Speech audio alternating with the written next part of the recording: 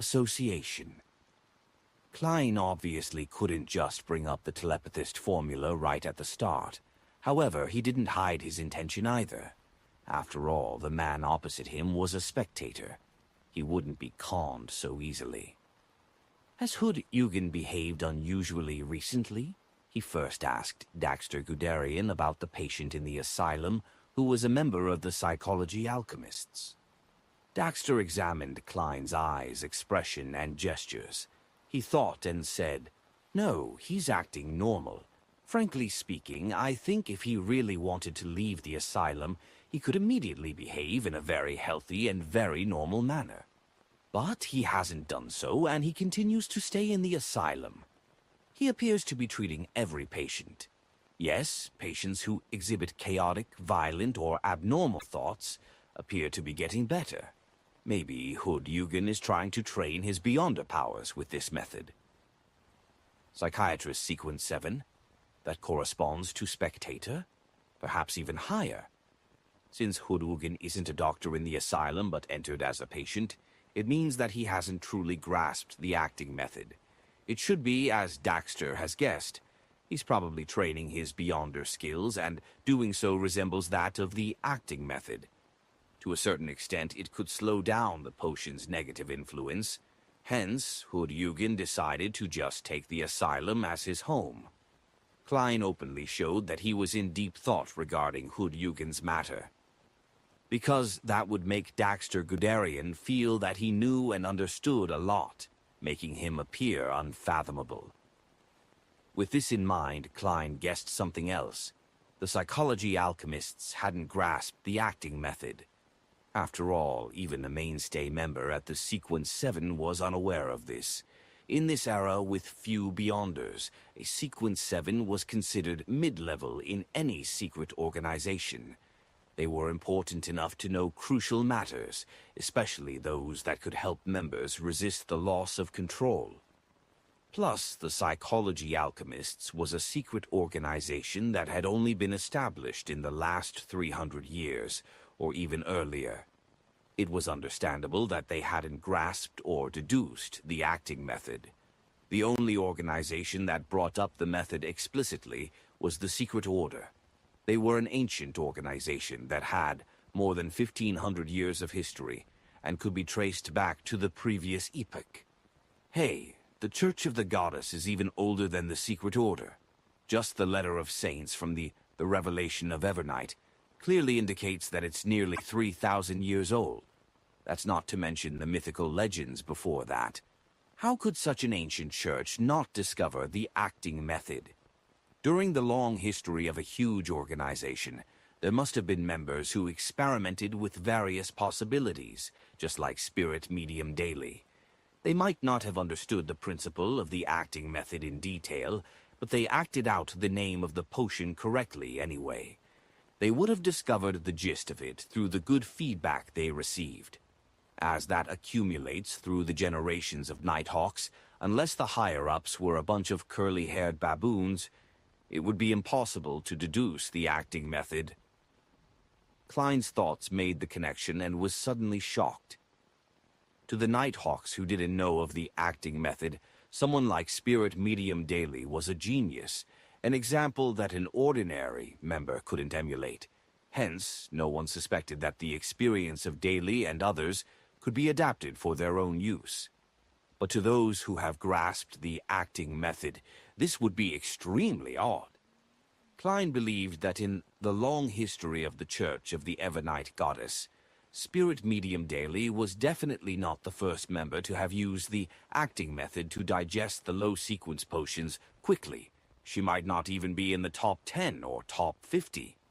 It doesn't make sense, unless Daly didn't understand the acting method on her own, but had other people's guidance. Then it could be concluded that every member of the Holy Cathedral follows the beliefs of the past, believing in their predecessors' experience, and not daring to rebel against their teaching. After all, rebelling would imply the loss of control most of the time. Yes, other than this explanation, there is another possibility. The higher-ups of the church have hidden the acting method for some reason. I need to flip through some records and search for examples of Beyonders in the Church of the Evernight Goddess, digesting their potions quickly, as well as their final outcome, Klein thought with a mask of solemnity. Daxter looked at him, waited for a few minutes, and asked curiously, "Officer, is there some sort of problem with Hood Yugen's actions?" "Not right now. It just made me think of other matters," Klein replied, smiling. He cast his suspicions aside. He asked instead, "Has there been any actions taken by the psychology alchemists recently?" "No, besides a small gathering in AWA to exchange items and experience," Daxter answered honestly. Klein nodded slightly and said, "How about your own situation?" Daxter controlled his expression as he replied, "Not too good myself. I still hear some ravings and have some illusions. If I wasn't a doctor specializing in mental health, I might even think that I have some sort of disorder." As he spoke, his face grew solemn. "I followed Hood Yugen's and your instructions to ignore those illusions and ravings. That made me feel much better, but they still affect my sleep. And I have become more grumpy and short-tempered. I'm not like myself, as though another new me is growing from within, or maybe it could be described as a new character. I'm very worried and terrified that I might suddenly lose control one day." Just as I have predicted, I didn't even need to divine to see that coming. Having prepared for this, Klein smiled and said, "You don't have to worry. You're a subsidiary member of the Nighthawks now. There are benefits for you. As an ancient organization, we master many methods to keep one from losing control. It isn't 100% effective, but it will definitely help you. Besides, I'm willing to share with you my personal experience. You must know the man standing before you only used a month to shake off the shackles of illusions and ravings, and they haven't resurfaced. You should know from Hood Yugen and your other cadres that doing so is very difficult." Sequence 8. "Telepathist," Klein bragged a little. "Officer, there's a bit of a lie in what you said, but it's mostly the truth," Daxter suddenly said calmly. "What do you want from me?" "It's tough to lie to a spectator," Klein replied with a smile. "It's not something that only I want to get. Miss Justice wants it too." Of course, he knew that Daxter would definitely assume that the Nighthawk squad wanted something. "If your method is really effective and the items or information you want is within my reach," Daxter weighed his words as he spoke. "I will give you the perks in advance," Klein said straightforwardly. "We want the telepathist formula." He wouldn't hide the potion formula, but inform the captain as well. He would tell the captain that Daxter used it in exchange for his personal experience on bringing the potion under control. During the procedure, Klein would definitely verify the formula and accidentally memorize it in his head. Besides, he would use the fact that he used his personal experience in exchange for the formula to earn merit with the Nighthawks. By then, with his previous merits, he might not even need to put in extra effort to apply for the clown formula and main ingredients. A formula for 2 deals, quite a good bargain, Klein thought happily. Daxter looked into his eyes and kept quiet for a while before he said, "You're very frank. I'll try my best to get the formula, but I'm not sure how long it'll take me. If it gets too dangerous, I hope that I can replace it with something else." "No problem." Klein didn't intend to force the request on the man. He then described the acting method vaguely. "The key to resisting the loss of control lies within the name of the potion. We have to understand it and learn its true meaning. You can't completely understand it by thinking about it. It must be understood through experience. For instance, as a spectator, you have to understand that you're only a spectator, not an actor. How a spectator should act is something that you need to discover through attempts and experimentation to deduce the principles required of you. From there, adhere to it strictly." Daxter listened attentively. Then he replied, "That's a brand new way to look at things. Yeah, I'm willing to use the word theory to describe what you just said. This is just like a theory of a play in opera. I'll try, and I hope it'll help. If it really works, I'll do my best to get you the telepathist formula. May the goddess protect you." Klein drew a crimson moon on his chest. Klein didn't request the potion formula of psychiatrist as well, because he knew that it was a task that Daxter couldn't complete with his current position. He might end up exposing him if he wasn't careful. Thus, he planned to take it one step at a time by helping Daxter achieve a higher position in the psychology alchemists slowly. Then the long-term benefits would be abundant. Klein looked outside through the peephole in the door. Then he left quickly and turned to the small shooting range that was designated for the Nighthawks. He entered and locked the door. His face grew grave once again. When he was guessing the reason why the Church of the Goddess hadn't developed the acting method, he realized another thing that he had overlooked. He had overlooked it because he had obtained two crucial factors in reverse order. It made him fail to make a further consideration. The first matter was that the Antigonus family was destroyed by the Church of the Ebonite Goddess. The second matter was that the Antigonus family had the seer sequence in its grasp, or at least most of it. As there was a very long period of time between when Klein learned the two facts, he almost didn't piece them together. Hence, he overlooked something that should have been pretty obvious. Since the Antigonus family had grasped a majority of the sequences of the seer pathway, how is it possible that the Church of the Ebonite Goddess only received sequence 9 seer? They should have obtained more than that as the spoils of war. If a member from the Aurora Order got a hold of the clown formula from the Antigonus family's magical notebook, then what about the church that destroyed the entire Antigonus family? Wait, even if the Antigonus family was well prepared and hid their most valuable things at the highest peak of Hornicis Mountain, the Church of the Ebonite Goddess shouldn't have gained so little. They were the ones who killed the family members of Antigonus' family. Furthermore, the dead can be made to speak. Chapter 1, 143. The Fool's Real-Time Translator. Klein paced around the small shooting range as he pondered over the intent of the Church of the Ebonite Goddess regarding the seer pathway. Do they not want Nighthawks to choose this pathway, or do they not want Beyonders to become powerful through this pathway? As such, they only revealed the Sequence 9 seer, which is clearly a support type. Captain also mentioned that the Holy Cathedral might have the subsequent recipes. No, they didn't even provide the names of the potions for sequence numbers 8 and 7 in the confidential information that I read. They merely described the battle characteristics of each sequence. In other words, they don't want those under them to realize that the Church might hold the actual formulas. Is there a possibility that Nighthawks who chose this pathway could become vengeful spirits for the Antigonus family, and thus the higher-ups of the Church made a decision like this? Or could there be some other reason? Klein suddenly felt incredibly suspicious, a sense of intense wariness and vigilance towards the higher-ups of the Church. He began reconsidering whether he should openly hand over the special application to become a clown. If there are some terrifying secrets behind this, wouldn't I be jumping into the fire myself? Frankly, I'm not a person that can be placed under strict investigation.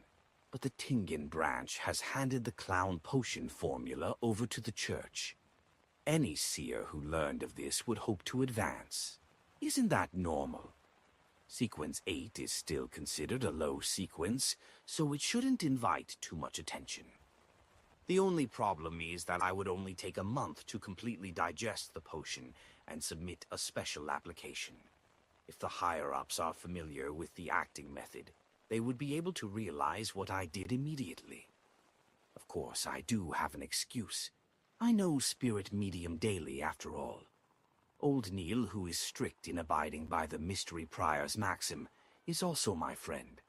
The claim that I gained inspiration from them and refined the acting method isn't too hard to believe. Yes, even Daly received attention from the higher-ups only after showing signs of digesting a Sequence 7 potion in 3 years and is now being nurtured to become a future archbishop. Being at the stage of clown shouldn't garner me too much attention, unless I fully digest the clown potion in a few months, giving them confirmation to believe that I have truly mastered the acting method. In other words, applying for the clown potion isn't a risky move. I can continue with that plan, but I should pay attention to this in the future. I'll have to take things one step at a time. I'll do a divination back at home. Klein collected himself and took out his revolver from his holster before carrying on with his daily shooting practice and maintenance. The quality of the revolver that he had gotten from his schoolmate, Welch, was unexpectedly good. Without any surprise, it would last for quite some time. Of course, he had to credit Dunn and Leonard for teaching him how to maintain a revolver. To be honest, it doesn't matter if it's damaged. These are all things I can request compensation for. Klein looked at the target, put away his revolver, and left the shooting club. He took the public transport back to 2 Daffodil Street. Before arriving at his destination, he saw a young lady pacing about his door. This lady was dressed in a blue lacy dress, as well as a thinly veiled hat. She was Melissa's classmate, Elizabeth, who had her adorable baby fat. She quickly approached when she saw Klein arrive, taking off her hat to reveal her joyful face. She paused for 2 seconds before smiling. "Good afternoon, Mr. Moretti. I'm guessing that you just came back from Lamut Town, right?" "I'm sorry, I came back in the morning." Klein smiled. "No, I came from Zootaland Street." Yes, that was a very honest answer. He laughed to himself. Elizabeth froze for a moment, then said with excitement, "All right. I guessed wrongly. I came to look for you because I wanted to tell you that I didn't have that nightmare last night. I no longer dreamed about the knight in black armor. This was exactly the same as the result of your divination. Of course, that wraith was completely purified by sealed artifact 30782. I couldn't channel his spirit even if I was there, much less your dream." Klein laughed and replied gently, "I'm happy that you're freed from your troubles. I'm also very satisfied with my divination yesterday." Thank you once again. All right, I have to go now. I still have lessons in the afternoon. Bye-bye, Mr. Moretti. I'll visit Melissa when I have the time, Tilde." Elizabeth left joyfully, renting a carriage by the side of the road. As the carriage began to roll forward, she smiled and thought proudly, "Melissa definitely doesn't know how great her brother is." It seems as though my explanation just now was useless. Young ladies would rather trust their intuition and the truths made up in their minds. Klein saw Elizabeth board the carriage and opened the door to his house. He made his way to his room. He rested for a while before he began to consolidate everything that had happened over the past week, including the questions he had yet to resolve. After completing the task, he burned his notes, took out his pocket watch, and opened it. 2:30. There's another 15 minutes left.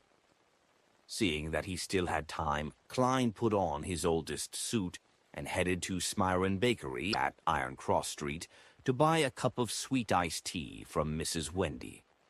He drank his beverage as he returned, then sealed his room with a wall of spirituality at 15 minutes to 3. He then took 4 steps counterclockwise and entered the world above the gray fog. In the quiet ancient palace, Klein conjured a piece of goatskin and wrote down a divination statement. I should obtain the clown potion through the Nighthawks. He put his pen down and untangled the spirit pendulum on his wrist. He He grabbed the pendulum firmly with his left hand, allowing the topaz to be suspended right above the piece of paper. He recited the statement 7 times. His eyes darkened, and the pendulum in his hand started to turn. It turned clockwise. It's a positive answer, so it's appropriate. But it'll be hard to say for the sequences after clown. I should seriously develop my tarot club. Klein did another divination to confirm the answer. After this, he used his hand and pressed down on the dark red star representing the sun.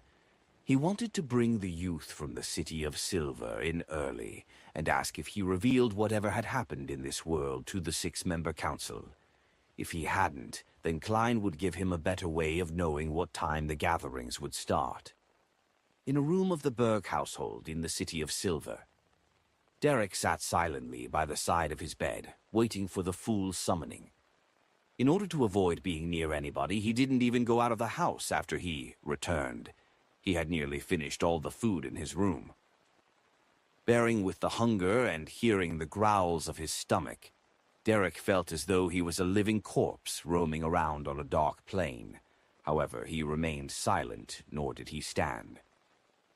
At that moment, he saw a dark red color spread in the air, quickly swallowing him. The gray, boundless, cold, lonely world appeared in his field of vision once again. Seated at the seat of honor, the Fool, who was obscured by the thick fog, presented himself in front of him once more. Klein was satisfied that his summoning wasn't interrupted. He also confirmed that he didn't face any immediate danger. "Son, we meet again," he said smilingly, using Jotun. Derek was shocked by what had happened. He lowered his head. "You are a fool who keeps his word. The other members will arrive in a while. Before that, I'll confirm a few things with you first." Klein used the Loan language this time, but willed the mysterious space to translate it into Jotun. The words rang through the air, coming to Derek in Jotun. He asked curiously, "What's the matter?" "Well, now that I've gained a certain degree of mastery over Jotun, the mysterious space above the gray fog can translate whatever I say in real time. This means that I won't have to worry about justice and the hanged man not understanding whatever Sun says. Sigh, why does a boss like me have to work so tirelessly?" Klein pinched the bridge of his nose. He laughed and shook his head. "I'll permit you to recite my name. Remember the incantations I'm going to tell you. The fool that doesn't belong to this era, the mysterious ruler above the gray fog, the king of yellow and black who wields good luck." Derek's pupils constricted when he heard that, but he didn't dare to get distracted. He recited it over and over again in his heart, then confirmed it with the fool. "You have to use a simple ritual and recite my name whenever you return to the City of Silver. I will notify you in advance for future gatherings. You need not pay too much attention to it on other days, nor do you have to avoid anyone. When you receive my notification, isolate yourself within 1,000 heartbeats." Klein told him the method he had been deliberating on for quite some time. This was essentially a response to a prayer. As he had to consider the situation regarding the City of Silver, as well as save time, Klein opted to omit the other steps of the ritual since it was a plea directed toward him. 1,000 heartbeats? Derek muttered to himself. Klein described the general idea of the tarot club to Derek, then took out his pocket watch and looked at the time. Derek froze for a while, instinctively looking at the wondrous item. When 3 approached, Klein extended his hand and pressed on the dark red stars, representing justice and the hanged man. Derek didn't blink as he witnessed this.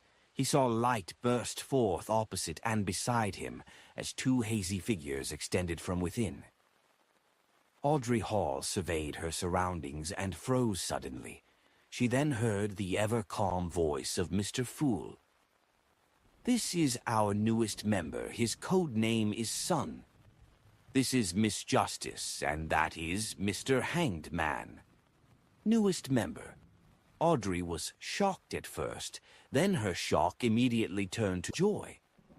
She was very excited to see the development of the Tarot Club. She felt like a protagonist.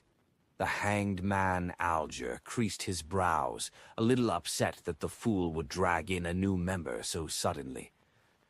He should have at least mentioned it to us, but a great figure like Mr. Fool wouldn't have to care about our feelings, he thought in exasperation before giving a simple greeting to Justice and Son. In this short process, Audrey entered her spectator state and paid close attention to the newest member, Son. He should be quite young. His body language tells me that he's a little nervous and restrained, but he ultimately maintains a tolerable air of silence, giving the feeling of, a lone wolf? Yes, a lone wolf, Audrey thought as she cast her gaze at the fool who was seated at the end of the long bronze table. She said in joy, "Mr. Fool, I've collected another 2 pages of Emperor Roselle's diary. Chapter 1, 144, Three-Way Deal. Actually, there were 3 pages, but the characters were too complicated and too difficult to memorize. My limit is only a little over 2 pages. I would mess up if I were to memorize more. The rest will have to wait until the next gathering," Audrey added in her head. New pages of Roselle's diary? Klein's mind stirred. He smiled and asked in reply when he already knew the answer, "Miss Justice, what do you need?" Audrey's eyes beamed with excitement, but she replied in a reserved manner, "You know that I'll soon fully digest the Spectator Potion. I hope that I can get the formula for the Telepathist Potion so that I can prepare the ingredients ahead of time. I know that there isn't much content for 2 pages of the diary, and it might not equal to the value of the Telepathist formula, so I'll give you another page. I'll also pay you a sum of money on the side." She had yet to finish what she said when she suddenly felt that it had come out wrong. She couldn't help but berate herself in her head. Mr. Fool is at the very least an important figure which approaches that of a god. How could he be bought over by money? Hence, Audrey couldn't maintain her spectator state as she hurriedly added with a stammer, "That's not what I meant. Mr. Fool, what I meant is that you can determine the compensation that you'd like. Yes, that's what I meant." "I like your earlier suggestion. I would answer like this. When you have fully digested the Spectator Potion, you will get the formula you need. I have a subordinate. No, I have to use the word adorer. That sounds more awesome. He happens to be handling some matters that require money, and this is his anonymous account in Backlund Bank. Yes, then I will disguise myself and make an anonymous account in Backlund Bank." Klein didn't answer immediately, but weighed his words carefully with an unfathomable expression. Backlund Bank was one of the 7 major banks in the Lowen Kingdom, and as such, it possessed the right to clear transactions. The Lowen Kingdom settled accounts with receipts to take care of cash transfer business between banks within the same city in a centralized manner. However, unlike banks in the Intais Republic, not all banks were part of the same league. The biggest 7 banks held on to these rights. Hence, they were called the clearance banks, making other banks rely on them. Transferring money from a different location, on the other hand, could only be done within the same bank. It would be completed by squaring accounts between branches. With the invention of the steam locomotive and telegram, the efficiency of these transfers had been enhanced drastically. Just then, the son, Derek Berg, suddenly spoke. "The telepathist potion formula. Telepathist that is followed by psychoanalyst." Audrey looked towards him puzzledly. "You know of it?" At the same time, Miss Justice saw a problem through her instinct as a spectator. The young man had used the ancient title psychoanalyst instead of the modern term psychiatrist. This guy is very strange. Audrey examined Son's every movement. Derek didn't think that he behaved any differently, but replied seriously, "I can get you the formula." Then he felt guilty as he couldn't provide it immediately. He tried his best to explain himself. "It's a sequence pathway that stemmed from the dragon race, and our city of Silver was once ruled by the Giant King's imperial household. As you know, the giants and the dragons are sworn enemies. Hence, the city of Silver has all of sequence 9, 8, and 7. I have ways to get them. This kid, I already warned him not to speak carelessly or expose his origins. In the end, Klein nearly wanted to extend his hand to cover his face. Sigh. Although the son appears to be in great pain, very mature and silent for his age, he's just a boy after all. However, that clarifies one thing for me. It turns out that the spectator sequence's origins stem from the dragon race. It's no wonder that the symbol formed by stars behind Miss Justice's high chair is the dragon. The city of Silver has preserved history well. Klein maintained his posture of leaning against the back of his chair while he listened thoughtfully to the son's description.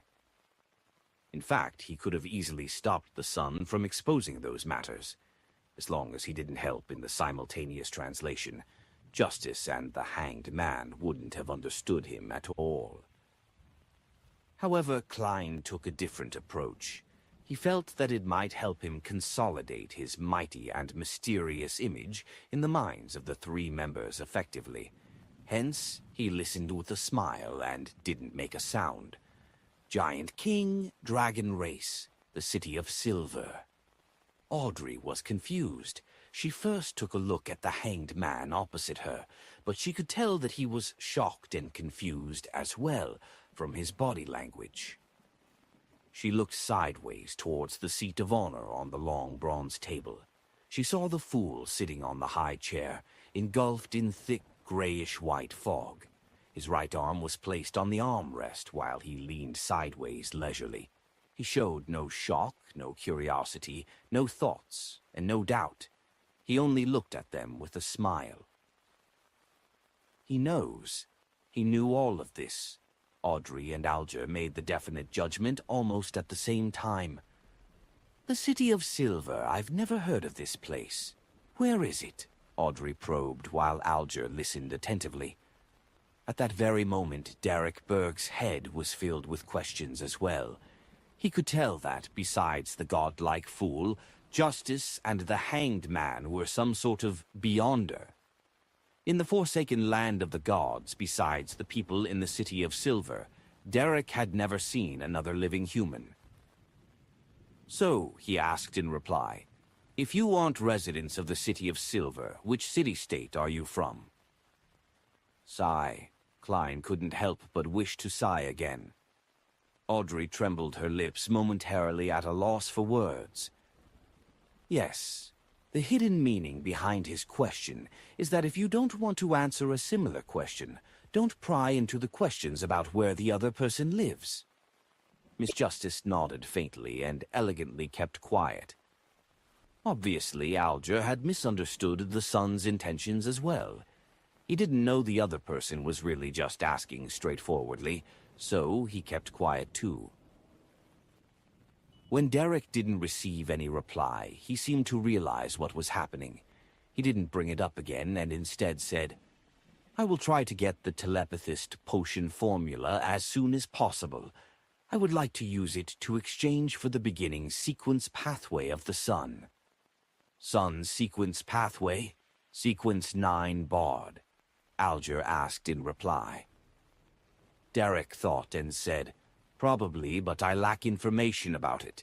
Klein, who was watching from the side, decided to get involved because he didn't want to risk anyone taking his business away. He smiled and said, I believe Miss Justice doesn't have the Bard formula. But Mr. Hanged Man seems to be able to get it.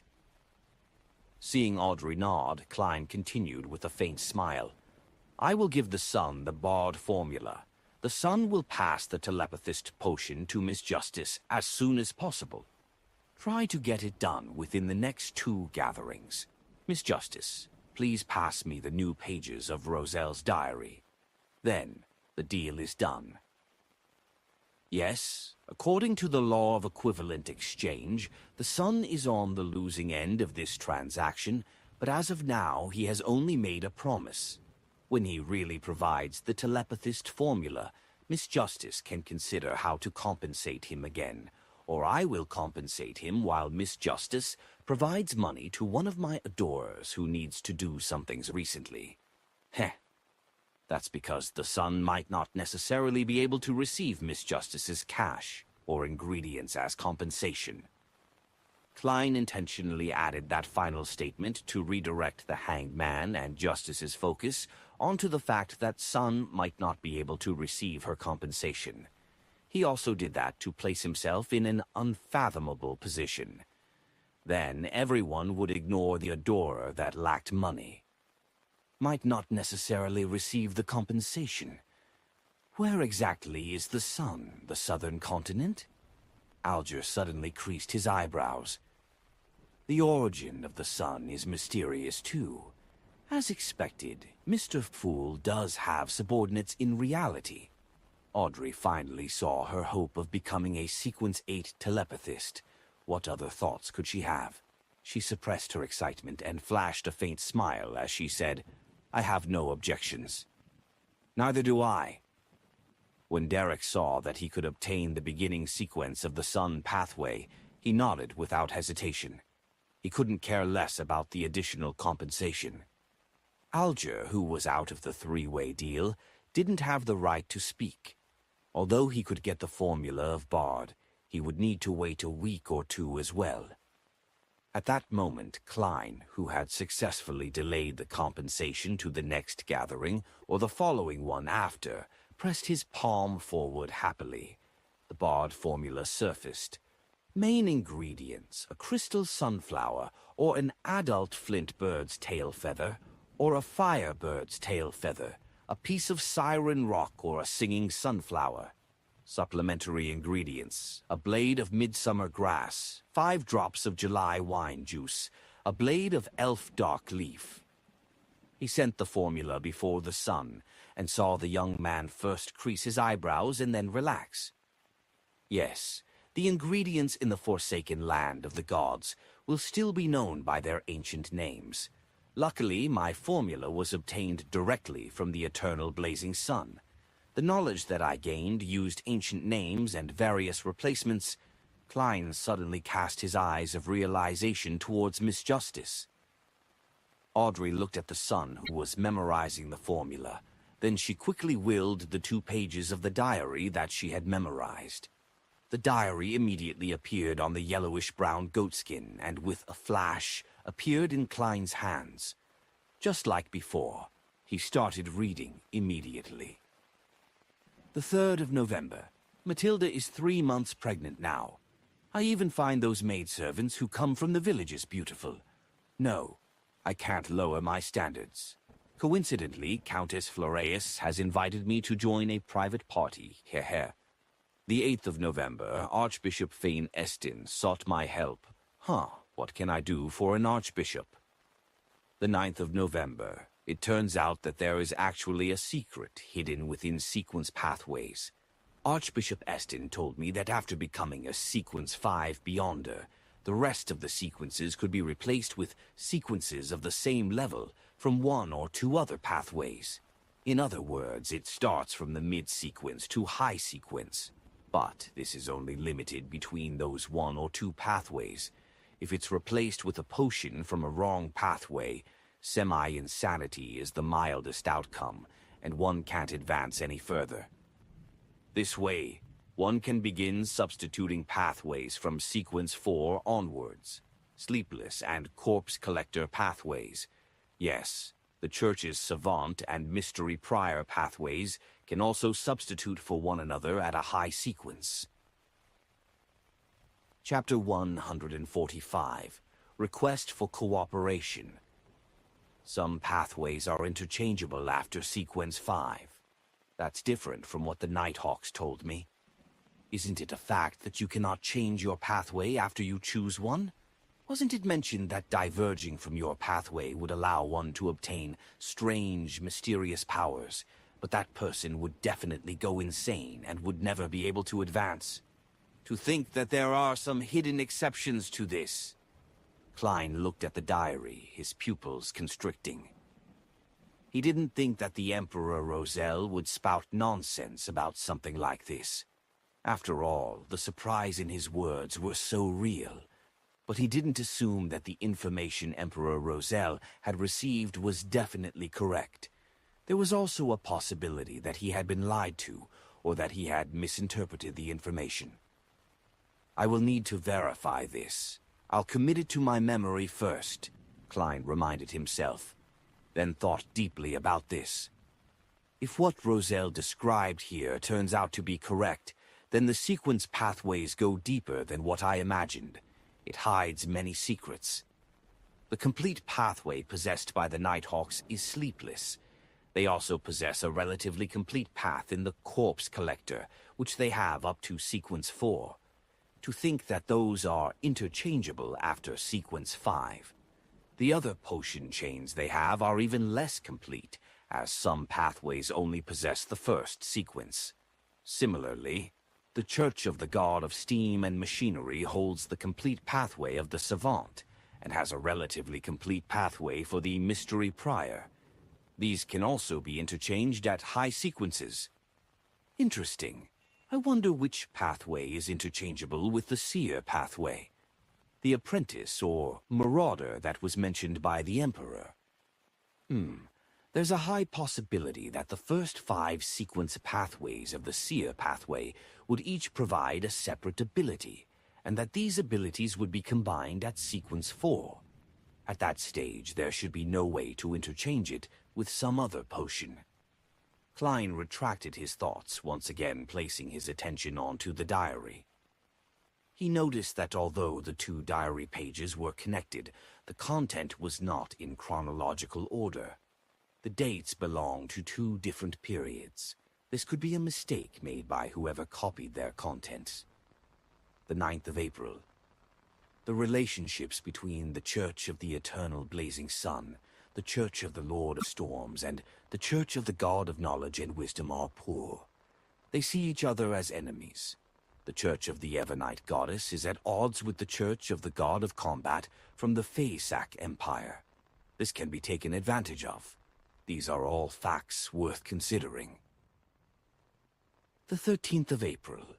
I participated in an ancient organization's gathering.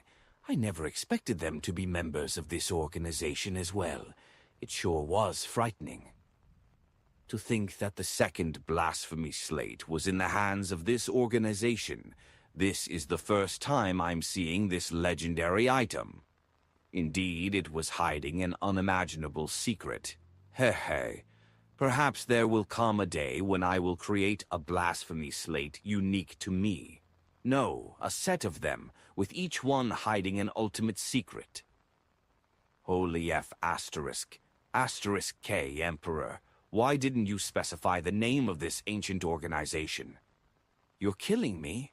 Perhaps Roselle had a reason, or didn't dare to write down the name of the organization, even if he was using Chinese. Klein looked at the diary a little uncomfortable and puzzled. But with this page of the diary, Klein could finally confirm that Emperor Roselle had seen the second blasphemy slate. Furthermore, he created a set of cards after that. Each card represented a pathway to godhood. Yes, that could be the ultimate secret that matches each pathway to godhood. I wonder where that set of 22 cards are now. That ancient organization managed to obtain the second blasphemy slate. Klein's thoughts flowed quickly, but he quickly reined in his thoughts. He shifted his gaze away from the diary and shot it towards the hanged man, Justice, and the sun. He smiled and said, "Actually, you didn't need to wait for me." "It's our honor." Alger had already reined in his dissatisfaction as he answered humbly. Audrey thought for a moment before smiling. "Mr. Fool, The open selection of government officials through examinations that you described previously has already garnered the support of the King and the Prime Minister. It will soon be passed by the House of Lords and the House of Commons, and is predicted to be implemented early next year. It looks like the King and the Prime Minister still use their brains, Alger mocked out of habit. Well, with Benson's intellect and diligence, his grammatical and accounting skills should be passable by early next year. But once it's passed by the two houses, it will definitely be announced widely by the various newspapers. I wonder how long Benson's advantage will last. The earlier the examination, the better.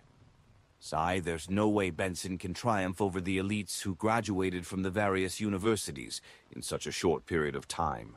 But he need not compete against them. The positions they're fighting for wouldn't be the same.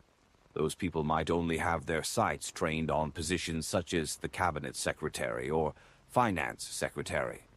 The silent Klein worried for his brother as he nodded his head with a smile. Audrey straightened her back when she saw the fool's affirmative nod.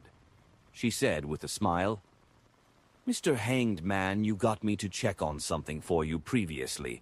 I've received an answer. The King has been convinced by the Prime Minister and won't seek revenge on the Faysac Empire at the East DeBarlam shore for the time being. I think you can now give me the extra payment that you promised me."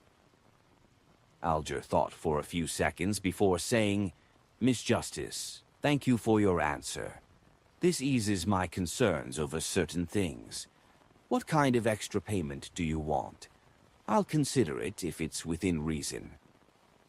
Audrey smiled, obviously prepared. "Clues to the psychology alchemists, or clues to the main ingredients of the potion telepathist. Of course, that can wait until after the sun hands the formula over to me." "No problem," Alger said without hesitation. 2 seats away from the Hanged Man, Derek Berg couldn't understand a single word. He was very confused, feeling that he only understood a few terms but couldn't string them together to provide any logical sense.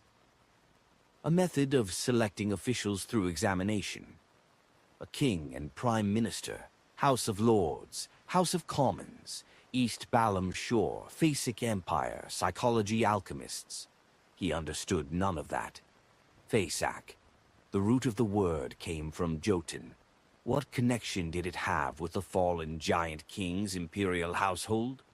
Derek looked at Justice and the Hanged Man, suddenly having the feeling that they might not come from the same world. Could there be another city-state, or one that had formed a nation, somewhere far away from the City of Silver in the Cursed Lands? Derek remained silent and listened on. He had a faint understanding of why the mysterious fool mentioned that he might not be able to receive the monetary compensation Justice was going to give him. To be able to gather people this far away from each other, disregarding the terrifying monsters hiding in the darkness of the Cursed Lands, the fool might really be a god, an ancient god, he thought. After accomplishing everything that she set out to do, Audrey wanted to become a silent observer. But she suddenly remembered something. She spoke in a hurry. "I recently came into contact with the Beyonder Circle and found out about a powerful person named Mr. Fool, Mr. Hanged Man, Mr. Sun. Do you know of this person's background and identity?" "I don't even know what you're talking about." Derek maintained his silence. "Mr. A. I only know a Mr. Z. With such a similar code name, could he also be from the Aurora Order?" Klein made a guess, but didn't give an answer. He had to maintain his image and try not to give answers he wasn't confident in. If he had to, he would give a vague description, just like a charlatan. Alger looked at the fool and found him calm and unchanging. It was hard to read his true thoughts. Thus, he said in a deliberative tone, "The Aurora Order is at odds with the Church of the Lord of Storms, the Church of the Eternal Blazing Sun, and the Church of the God of Knowledge and Wisdom. So members of these churches understand the Aurora Order more than any other organization, and I happen to know something about them. You need not explain. I know that you come under the Lord of Storms. Of course you could be a whistleblower. But why would there be hatred between the Aurora Order and the three ancient churches? Klein smiled, but didn't speak. He looked calmly at the hanged man. Alger knew that he couldn't hide his sequence pathway from the fool, but didn't pay too much attention to it and continued. The Aurora Order has 5 saints and 22 oracles. These oracles use the alphabet as their code names, from Mr. A to Mr. X. They are Beyonders, with the weakest being Sequence 7 and the strongest Sequence 5. They are all adept at hiding themselves. Should a oracle die, a new oracle will take their place. I cannot guarantee that the Mr. A you spoke of is the Mr. A from the Aurora Order, but there is a good possibility. As for the details of the Aurora Order, I have mentioned that to you before. Audrey nodded, becoming even more cautious of Mr. A. She said, feeling a little pinch in her heart, "Thank you for your answer, Mr. Hanged Man. You need not make a payment anymore."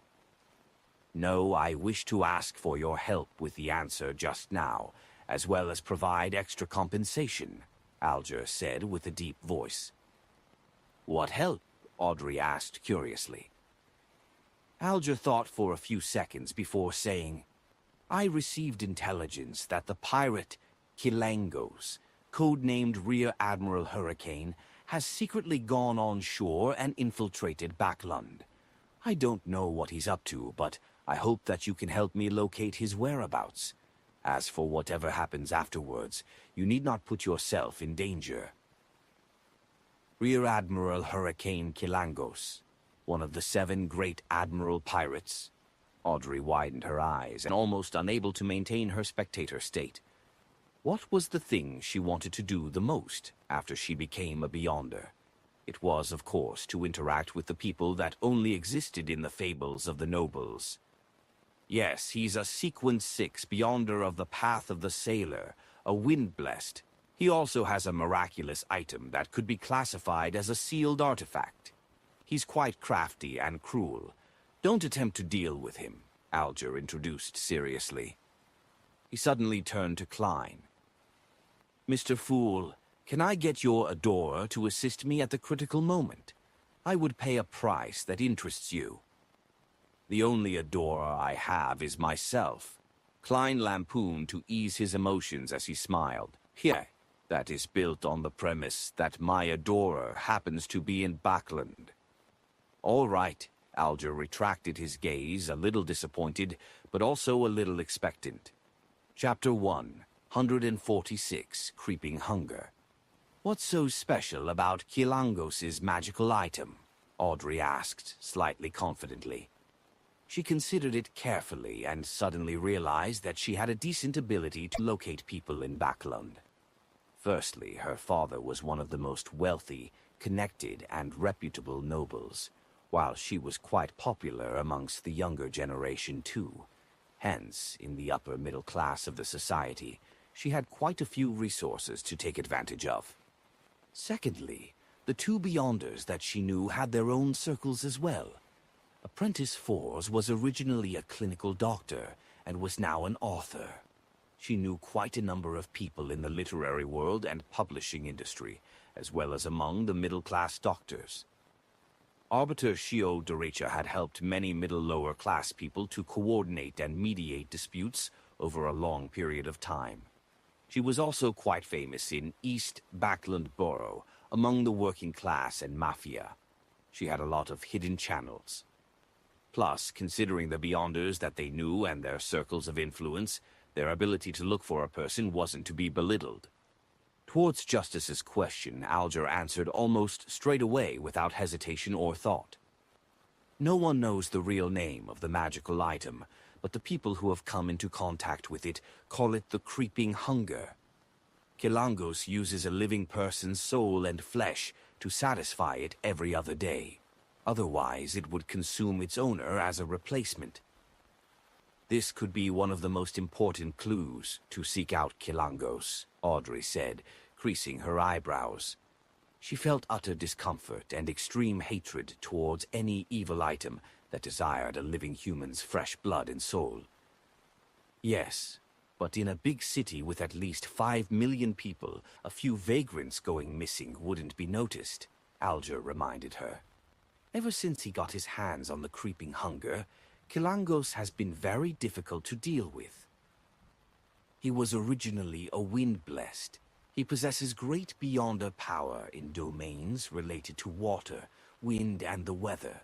But later on, people realized that he could drive his targets crazy, enter the dreams of others, summon light to purify a dead soul, sing to strengthen himself, and change his appearance. There's almost nothing that he can't do, Alger described in detail. We suspect that those are all effects that came from the magical item, Creeping Hunger. Before he finished sharing, Derek Berg, who had been listening quietly, suddenly blurted, "Shepard. Shepard, Sequence 5 of the Secrets Suppliant and Listener Pathway. Among the 6-member council in the city of Silver, there is a new elder who's a shepherd. Sun had mentioned that she's strong enough to fight against a Sequence 4 expert. Well, an evil spirit of the same grade." Klein's expression changed slightly, but it was covered by the gray fog. Justice wasn't paying any attention to him either. Shepard, Justice and the Hanged Man asked in unison. One sounded completely confused, while the other sounded shocked, as though they had heard the title of Shepard elsewhere before and knew something about it, but didn't understand the actual situation. Seeing that everyone was staring at him, Derek suddenly panicked a little. No matter how quiet, depressed, and vexed he was a boy, after all. He hurriedly explained with a stammer. "What I meant was, the traits that the Hanged Man described were like the beyonder power of the Sequence job, Shepard. Every shepherd can swallow another's soul into their body, including wraiths and evil spirits. They control these souls to do their bidding with a unique method, which allows them to make use of their abilities, just like a god letting his lambs out to graze. Hence, no one knows how many powers a shepherd has. That depends on how many beyonder souls they have swallowed, and that makes them very scary. They're almost like a high sequence beyonder. However, there are people who suspect that there's a limit to the number of souls that a shepherd can consume and let out to graze, and that the souls inside them could be replaced as well. So that's what being a shepherd means. The sequence pathway that the Aurora Order has in its control is enigmatic. No wonder they worship the true creator. No, the fallen creator. Klein was suddenly enlightened, but he didn't nod, taking on the appearance that he knew so long ago. Meanwhile, he sighed inwardly. "Son, you are a boy, after all. This is very important information, very important insight. You could have exchanged it for valuable things, but you just revealed it all. Just like that." Yes, the ability demonstrated by the magical item Creeping Hunger is similar to a Sequence 5 shepherd. I wonder if other sealed artifacts have the same powers of beyonders. I wonder which sequence the sealed artifact 2, 049, the Antigonus family's puppet, resembles. After listening to Sun's explanation, Alger seemed to have sorted out the puzzle in his mind as he nodded in silence. Audrey got even more curious and pressed. Which sequence pathway is Shepard from? Which number is it? The Secrets Suppliant pathway, Sequence 5. Klein seized the opportunity to answer so as to demonstrate that he knew everything.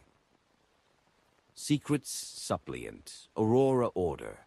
Audrey suddenly recalled Mr. A, who was a suspected oracle of the Aurora Order, and she immediately felt heavy-hearted. She started thinking seriously, thinking of what price she could pay in exchange for Mr. Fool to take action and rid off that disgusting fellow effortlessly. However, she couldn't think of anything that would move Mr. Fool into doing so. As expected, a figure akin to a god wouldn't be easily moved. There aren't many things and matters that would garner their interest after all. Audrey sighed. Putting her impulse aside, she nodded to the son gratefully, thanking him for giving them a new perspective on creeping hunger so that they could deal with it more reasonably and efficiently. Mr. Hanged Man, I'm willing to accept the mission, but I can't guarantee if I can find Rear Admiral Hurricane, Kilangos. Audrey looked opposite her when she spoke. There's no better answer than this. Regardless of your success, as long as you try, I will definitely compensate you with things like secret information or intelligence. And if you succeed, maybe I could provide you the telepathist's main ingredients directly. Of course, the prerequisite is that we have to know what it is, Alger promised generously, which was a rare sight. Deal, Audrey pursed her lips and replied with a faint smile. Then Alger created Kilangos's portrait, with Klein's permission and assistance. He was one of the 7 major pirate admirals. He had a distinctive broad chin, brown hair tied into a bun at the back of his head like an ancient warrior, and green eyes that seemed to hint at laughter, but were abnormally cold. After they finished their discussion and shared their insights, Klein smiled as he announced the ending of the gathering. He saw Justice and the Hanged Man get up swiftly from their seats and bow while the sun mimicked their motions, only slower. He pressed forward with his right hand and severed the connection, but he didn't leave immediately. In the Berg household in the City of Silver, Derek looked at his familiar surroundings and glanced outside at the dark sky that had flashes of lightning. He was momentarily thrown into a trance. Poor Quant, but he soon jolted to his senses. He searched for goatskin and a quill before writing down the bard formula he memorized. He looked at it several times and was finally certain that there was nothing wrong with it.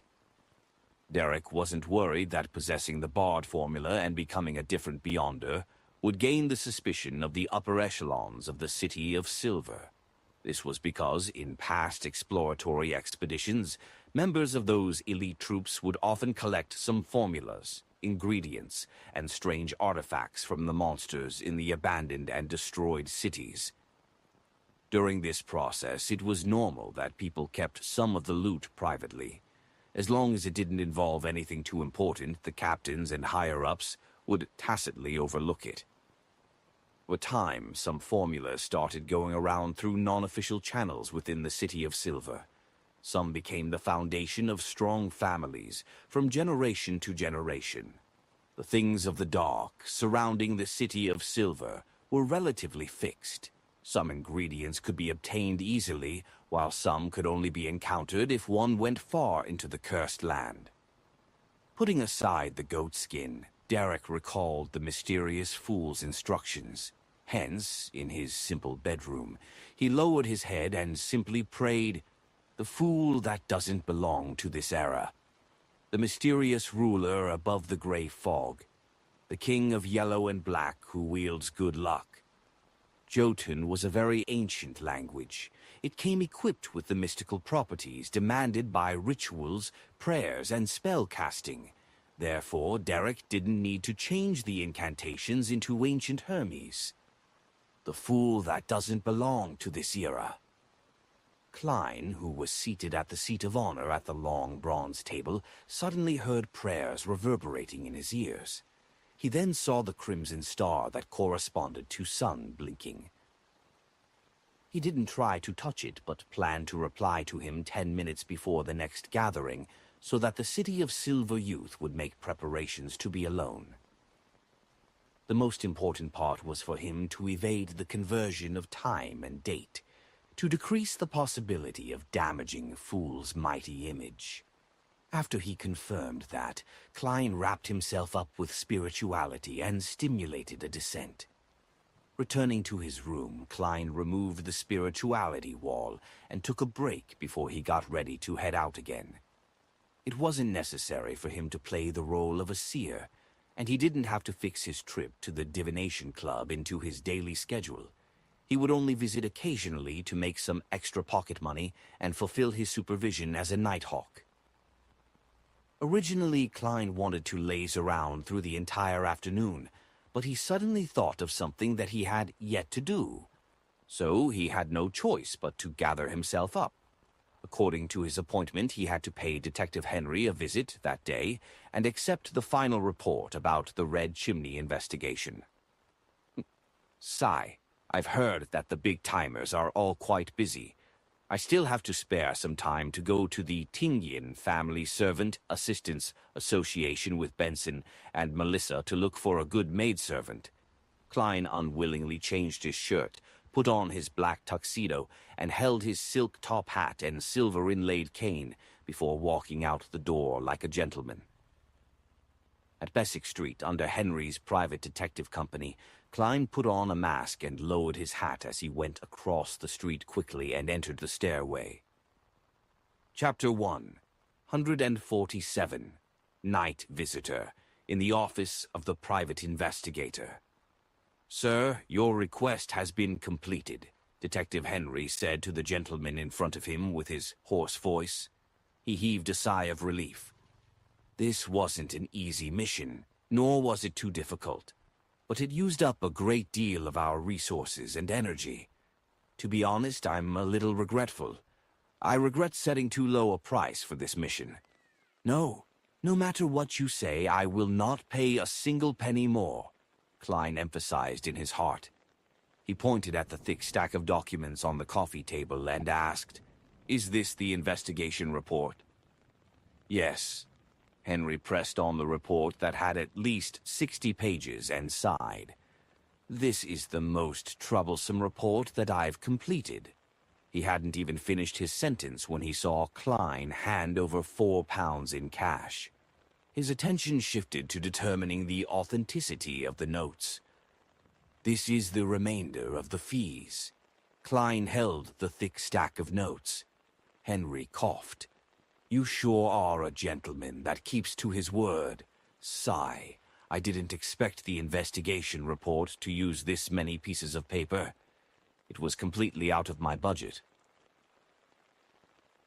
At that moment, Klein took the thick investigation report and stood up. He gave a slight bow and immediately made his way to the door with his cane in hand. Detective Henry's last sentence was left stuck in his throat. Hey, how can you expect me to pay for the paper used in the investigation report?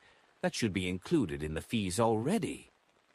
Klein touched the £5 8 soldi he had left and muttered in his heart. He walked quickly onto Beswick Street. He surveyed the surroundings and confirmed that no one was paying attention to him before leaving the place. He found an opportunity to remove his mask. Klein didn't intend to head home right away. He wanted to search for a cafe and organize the investigation report. He wanted to find the houses that had a change in tenants after divining the Red Chimney.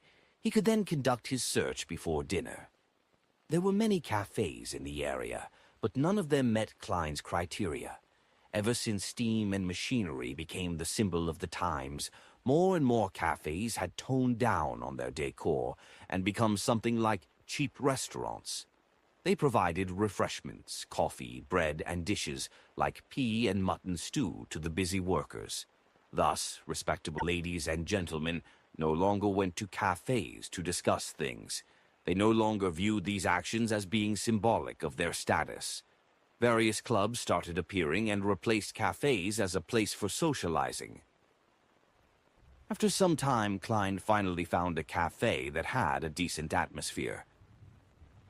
He sat in a secluded corner and took a sip of his 1-penny Southville coffee before flipping open the investigation report. In Tingyin City's North Borough, South Borough, East Borough, West Borough, Golden Indus, Harbour Borough, and University Borough, there are a total of 1179 buildings that have a dark red chimney. Along the outskirts of Tingyin City, there are a total of 546 buildings with the red chimney the requester described. This doesn't include buildings in towns or villages that are relatively further away, despite them falling under the jurisdiction of Tingen. Below are the addresses and tenant records of each of those buildings.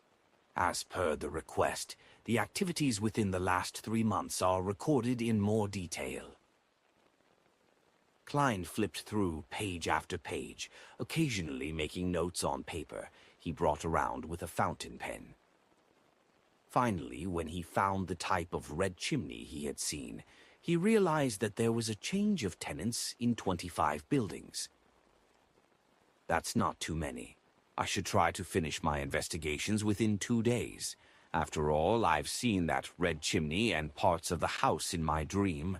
My spiritual sense would have a feeling of familiarity when I see those signs again.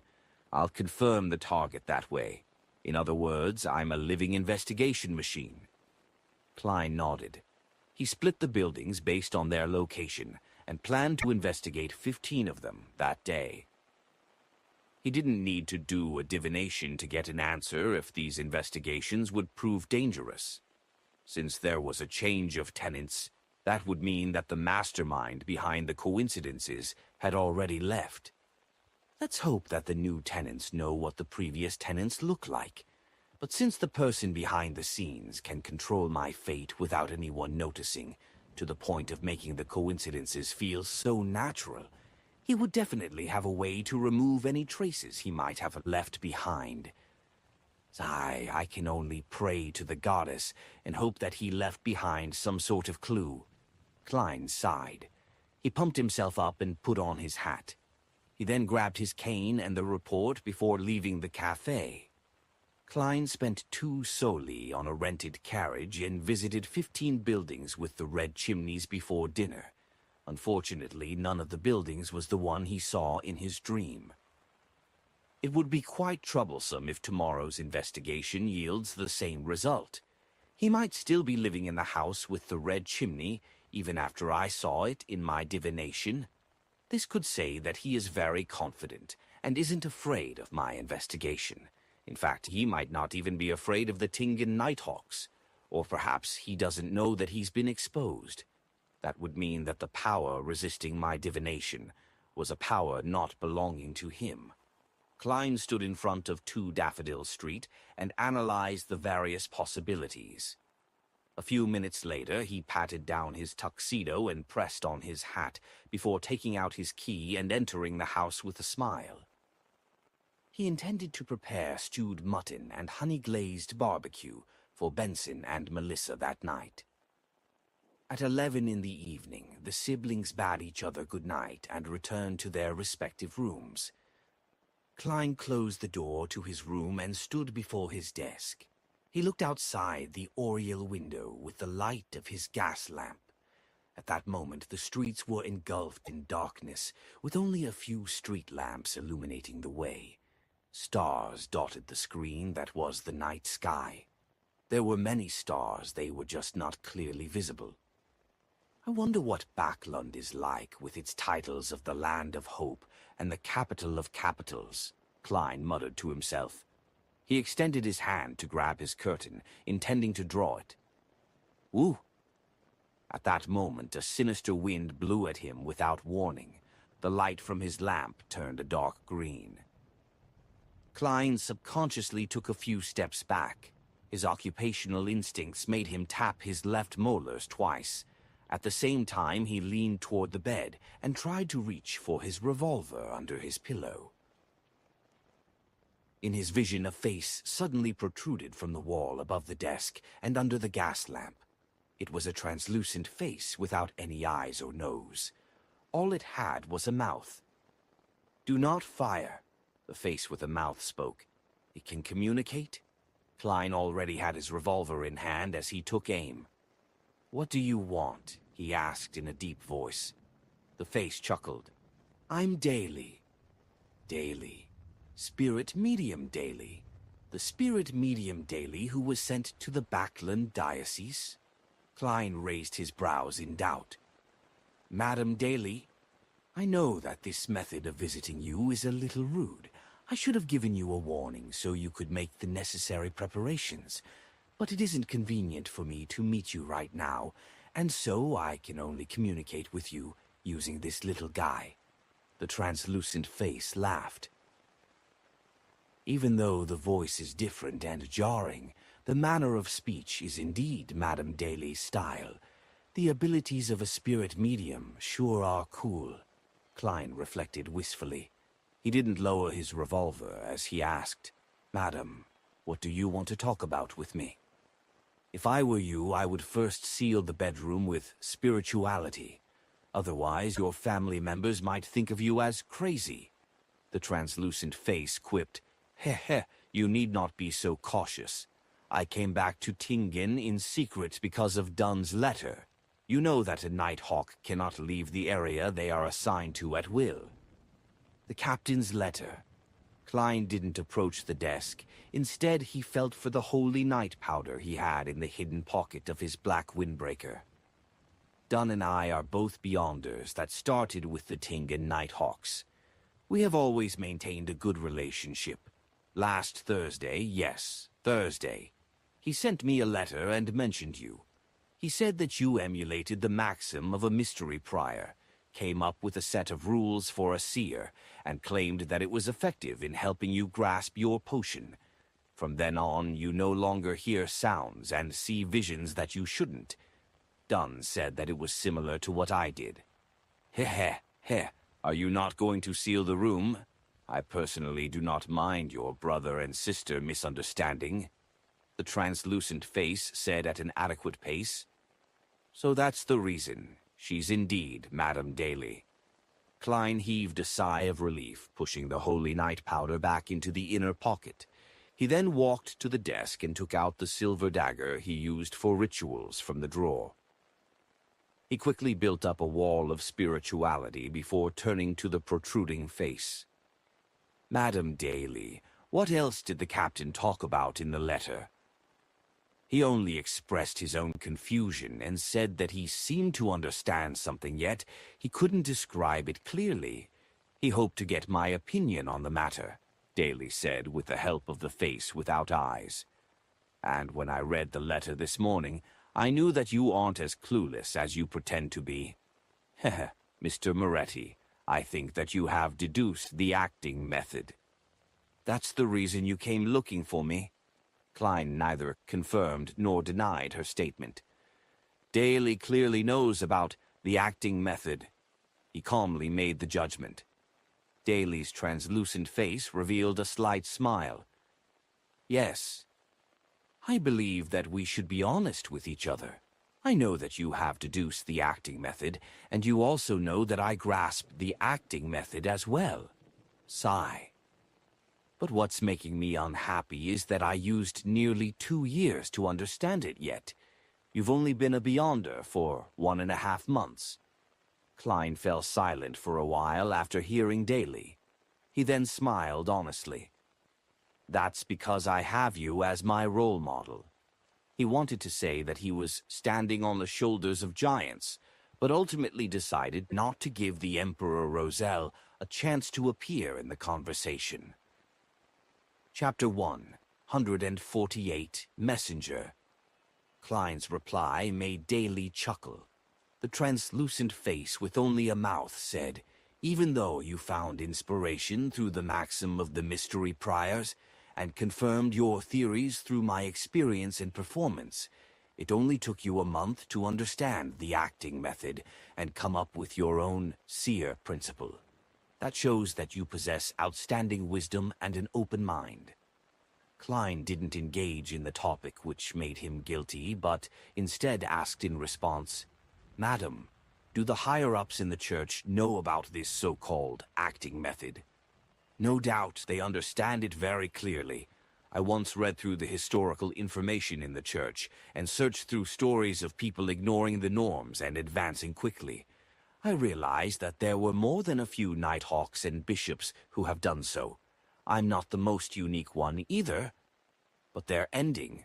Daly intentionally paused, and she suddenly sounded heavy-hearted. "What kind of ending did they have?" Klein asked, feeling a tug at his heartstrings. Could it be that the Church of the Evernight Goddess views the acting method as the seduction of some devil or evil god? The translucent face suddenly laughed. Their endings were rather great. Besides the few who lost control or were sacrificed in Beyonder incidents, the rest of them have at least become archbishops or high-ranking deacons. Among them, there are also experts that have successfully become high-sequence Beyonders. In the Church of the Goddess, Sequence 4s and Sequence 3s are called saints, while Sequence 2s and Sequence 1s are called grounded angels. Of course, every angel was once a saint. Madam Daly, you deliberately tried to scare me earlier. The corner of Klein's lips twitched before he asked, without hiding his suspicions, since the Church has mastered the acting method, why didn't they just tell every Nighthawk? Although it wouldn't prevent every Nighthawk from losing control, it would definitely lower the probability and reduce unnecessary losses.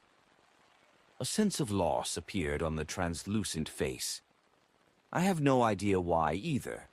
They told me that when I become an archbishop or high-ranking deacon, I'll be able to know the secret. I came here today because I hope that you can tell Dunn about the acting method more clearly before you hand in your special request. Klein wasn't stupid enough to ask why she couldn't do that herself. Instead, he said thoughtfully, once noticed by the Church, one has to swear not to tell anyone about the acting method. Yes, you must do it before the goddess's holy items and swear upon her name. That holds enough binding force. Trust me, you definitely don't want to know the outcome of a violation. I can only talk about it with people who have mastered the acting method, like you. Your body language already gave me the answer before you replied. That's why I dared to say the term. Daly made the creepy face sigh. She paused for a moment before saying, I only faintly grasped the essence of acting back then, and digested the potion very quickly.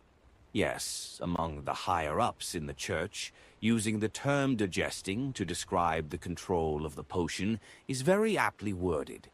Anyway, before I made the pledge and found out about the acting method, I had no clear understanding of it, so I couldn't accurately explain it to Dunn and the others. I gave up at first. I never thought that I would meet you, an eccentric wonder that could clearly understand the acting method before handing in a special application. No, a genius. So that's how you see me, madam. The corner of Klein's mouth twitched before he solemnly promised. I originally intended to remind Captain about the existence of the acting method through my special application. With your explanation, I don't have to worry further. Very well, you're such a kind lad. Daly sounded relaxed. Madam, you're only about 2 to 3 years older than me. Klein inwardly pointed out the error in her words. Without him speaking any further, the translucent, creepy face continued. If you have any problems or anything that you require assistance with, you can write a letter to me. Wait for me. Heh heh heh. When I become an archbishop or a high-ranking deacon, which allows me to understand why the Church hides the acting method, I'll give you a hint whether if it's a good or bad thing. Klein was suddenly energized, and he asked without hesitation, Madam, what's your address? To him, the more help he got, the merrier. Plus, she was a pretty strong spirit medium. Seeing that Klein didn't oppose the idea at all, Daly remained silent for a while before she laughed. Our communication shouldn't go through the post office, as we would be using normal letters. That's very dangerous. I'll teach you a relatively easy ritualistic magic. You can use it to summon a special spirit, one that belongs to me. Pass the letter to it and it'll send it precisely to me. It wouldn't be faster than a telegram, but it's faster than a steam locomotive. If you were to send a message at noon, I would receive the message in Backlund that same night. Klein listened to her with his full attention. He nodded faintly. A very pragmatic, ritualistic magic. Daly chuckled. The uniqueness of the ritualistic magic is to pray to yourself, obtaining power from your own spirituality without going through a god. Hence, it's quite secretive, but it isn't very powerful. First, you select a herb and essential oil in the corresponding domain. This is no different than normal ritualistic magic. However, you only need the candle that represents yourself. Then, regarding the spell, there are 3 parts. The first part is I. Shout I in either ancient Hermes, Jotun, Dragonish, or Elvish. The second part is I summon in my name. That part can be said in Hermes. The third part is the exact description of the summoning object. For instance, you would use this in the future. The spirit that wanders about the unfounded. The higher dimensional creature that a human orders, the messenger that belongs to Daly Simone. Higher dimensional. In mysticism, this is normally referred to as the spirit world. Klein memorized as he analyzed the ritual procedure. In that aspect, he could barely be considered an expert. The benefit of this kind of ritualistic magic is that it avoids calling upon a god but relies purely on a person's power. It achieves various magical effects without the constraints imposed by a god's specialized domain. The problem lies in the strength of a person. A weak result for the weak, and a strong result for the strong. Klein felt that he had once again obtained new mysticism knowledge that he would have never come into contact with at his current sequence. Daly repeated the description a few times and emphasized solemnly, "Remember, don't change the actual description of the summoning object, or the ritual could easily attract a terrifying monster." "Okay," Klein nodded honestly. At the same time, he suddenly thought of something. If I were to change the description of the summoning object to the fool that doesn't belong to this era, the mysterious ruler above the gray fog, the king of yellow and black who wields good luck, what would be summoned? Would it be utterly useless? Or would the gray fog suddenly descend? Or would I need to respond in that mysterious space? Would this help me in stirring more power from the world above the gray fog? Would it cause a terrifying chain effect? Klein still felt traces of the fear after his experimentation with the mutated sun sacred emblem. In the end, he followed his intent and planned to divine above the gray fog before deciding whether he should make the attempt or not. He contemplated and asked out of interest, "Madam, if one were to strictly practice the acting method, how long does it take to go from sequence 8 to sequence 7, and how long from sequence 7 to sequence 6? According to the information that I've read, it varies from 3 months to 2 years for sequence 8 to sequence 7. It depends on whether you can grasp the core spirit and corresponding principle during the acting process. From sequence 7 to sequence 6, it varies from half a year to 3 years. Likewise for sequence 6 to sequence 5. As for sequence 5 to sequence 4, 3 to 20 years, Daly described roughly. Klein suddenly smiled. "So, madam, are you already at sequence 6? He heard from Dunn that Daly used a year's time from sequence 9, Corpse Collector, to sequence 8, Gravedigger. Then, from Gravedigger to sequence 7, Spirit Medium, she used another year. She had been a Beyonder for 5 years. In other words, Daly was at the Spirit Medium stage for about 3 years. Yes, that's the reason why I was transferred to Backlund Diocese." The creepy, translucent face answered frankly. "My current occupation is a spirit guide.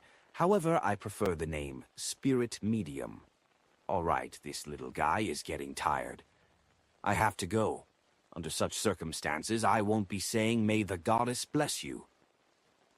"Sweet dreams." Klein pressed his chest, smiled, and bowed.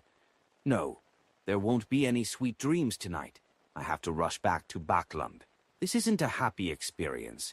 It's like having a relationship with someone you don't like." Daly's voice grew softer, and the translucent face with no eyes or nose slowly shrank back into the wall without leaving behind any traces.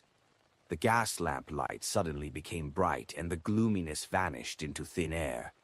Klein, who had his spirit vision activated the entire time, watched the changes in a daze. It took him a while to snap back to reality. Spirit medium. No, spirit guide is very impressive. It can actually conjure a messenger. I wonder what's the specialty of my Sequence 7 and Sequence 6, he muttered to himself. Then he quickly dispelled the spiritual wall, switched off the gas lamp in his bedroom, and silently lay down in the darkness. He didn't plan to head to the world above the gray fog that night, just in case Daly suddenly returned and said Dunn Smith's classic words, "Oh yeah, I forgot one thing. When that happens, I wouldn't even be able to silence her with death." On the second day, Klein arrived at the Blackthorn Security Company 3 minutes early. "Good morning, Klein. The new clerk is here," Roseanne greeted with a splendid smile. Klein felt sincerely happy for her. "Congratulations, Roseanne. The goddess heard your prayers. My skin shall be back to perfect condition." Roseanne nodded, her eyes beaming with joy. After they chatted for a while, Klein walked through the partition and knocked on the door to the captain's office. "Please come in," Dunn's mellow voice sounded. Klein pushed open the door to enter. He saw his captain sit up instinctively as his gray eyes turned dark. It was as though he was prepared for trouble. "Ahem." Klein cleared his throat, set aside his hat and cane, then sat down. "Captain, I have something that I'd like to report." "What is it?" Dunn asked in a deep voice, his arms crossed. Chapter 1, 149, Direct Hint. Klein looked at the serious Dunn Smith and smiled suddenly. "Captain, I understood something yesterday." "And what is that?" Dunn repeated the question in a serious tone. He leaned back and unfolded his crossed arms. Klein recalled the script that he had prepared. "As I was concluding my past experiences, I realized that the names of sequence potions encompass a whole set of principles that can help us gain control over them, a set of principles that allow us to avoid the negative impacts. When we're doing things according to these set of principles, we seem to become a member of the corresponding job. Similarly, these sets of principles are hidden. They aren't made known to you directly. All we can do is make conclusions from the corresponding job bit by bit, then adjust our understanding based on the different feedback we receive. Thus, when I became a real seer at the Divination Club and obtained my set of principles for the seer, the auditory and visual illusions that plagued me just vanished. That is what I understood." After finishing his narration, Klein heaved a sigh to himself. He said everything he needed to say other than explicitly mentioning the term acting. Sigh. Let's hope that the captain doesn't tell the church that I've already developed such ideas when he is asked. That would place much more attention on me. There's also the factor of the relationship between the seer pathway and the Antigonus family. That might cause trouble eventually. But the captain has also experienced all kinds of situations, and he's an experienced and smart person. Once he understands the acting method, he'll definitely notice that the church is hiding relevant information. He'll know what he should say and what he shouldn't. Klein had many complicated thoughts, but he quickly made a decision and had a plan. If the captain was still unable to understand the acting method or sense of the cover-up by the church, then I'll tell him straight up before submitting the special application. Yes, I'll probe him first and determine what he knows. Dunn listened to Klein's description in silence, his gray eyes becoming even deeper. He was silent for nearly 20 seconds as he rubbed his temples before he picked up his pipe and took a whiff. After sniffing it, he took out a matchbox, seemingly forgetting about the rules of the Nighthawks. The white smoke billowed into the air as Dunn closed his eyes, seemingly appreciating the smell of tobacco. After a while, he opened his eyes and smiled at Klein. "I'm sorry, I forgot that you don't smoke." "Smoking is bad for your health," Klein answered in all seriousness. Dunn thought with his pipe in his hand. "I seem to have understood something too." "No, Captain, you don't understand anything. Just don't loiter in my dreams too often." Klein didn't speak and instead gave a friendly smile. "Perhaps it won't be too long before you submit the special application to me," Dunn said to Klein half-jokingly as he took a deep puff of the mint and tobacco. "Can I submit it tomorrow?" Klein replied inwardly. He took out his pocket watch and looked at the time. "Captain, I have be at Old Neil's. Today's mysticism lessons are starting soon." "All right." Dunn watched Klein leave, his pipe still in his hand. After closing the door to the captain's office, Klein made his way towards the steps leading to the basement in high spirits. He saw two strangers, a male and a female, when he walked past the clerk's office. "The new clerks," Klein's mind wondered before he added inwardly, "In another 2 days, definitely within this week, I'll submit my application to Captain. Then I'll pass a series of inspections and become a Sequence 8 clown." Along the silent underground passage, Klein turned to the armory and pushed the guardroom door open. "What happened to you?" Klein had a shock when he saw Old Neil. Old Neil looked dispirited. His face was pale. He yawned constantly as he said, "I've been a little constipated lately. I tried ritualistic magic that can solve such problems last night. In the end, I didn't sleep well the entire night. I had to head to the bathroom multiple times, and in the end, I nearly fell asleep on the toilet bowl." "Well, the problem of constipation has been solved." Klein nearly laughed, seeing that it wasn't a serious problem. But he controlled himself. He asked, "Are you feeling better now?" At the same time, his concern made him tap his left molar twice. He used his spirit vision to observe the aura of Old Neil's health. "There are some darkness and impurities in the digestive system's yellow, and the kidney's orange colors, but it's nothing too serious and is within an acceptable range." Klein heaved a sigh of relief. "I'm fine now. I got some medicine for the diarrhea from Fry." Old Neil yawned like a drug addict. "Self-study for today's supernatural lesson. There's only 2 or 3 days left of content anyway." "All right," Klein responded politely. "I could help you guard the armory and study here. How about you go rest in the break room?" Old Neil immediately straightened his back, his eyes glimmering as he answered, "Lad, you surely are the kindest Nighthawk, second to Fry. I'll hand the armory over to you." He picked up the cushion he had placed on his knees and rushed out of the guardroom like a typhoon, leaving Klein the only person there, dazed. The Blackthorn Security Company accepted an extra mission in the morning. The task involved escorting a rich merchant to the harbor for a deal. Leonard and Kenley completed it easily, earning themselves some extra pay, much to the envy of Klein. He went about his day learning about mysticism, practicing his shooting, and getting tortured by Instructor Gawain, who seemed to have been agitated by something. "Huff, huff!" Klein gasped for air. He only regained the ability to take a shower and change after quite some time. He continued toiling after leaving Gawain's house. He spent 2 solely on a carriage and investigated the other 10 houses with red chimneys. Klein's expression became very grave when the last house with the red chimney left his field of vision. "The house with the red chimney that I saw in my divination isn't in the list of houses with a recent change in tenants.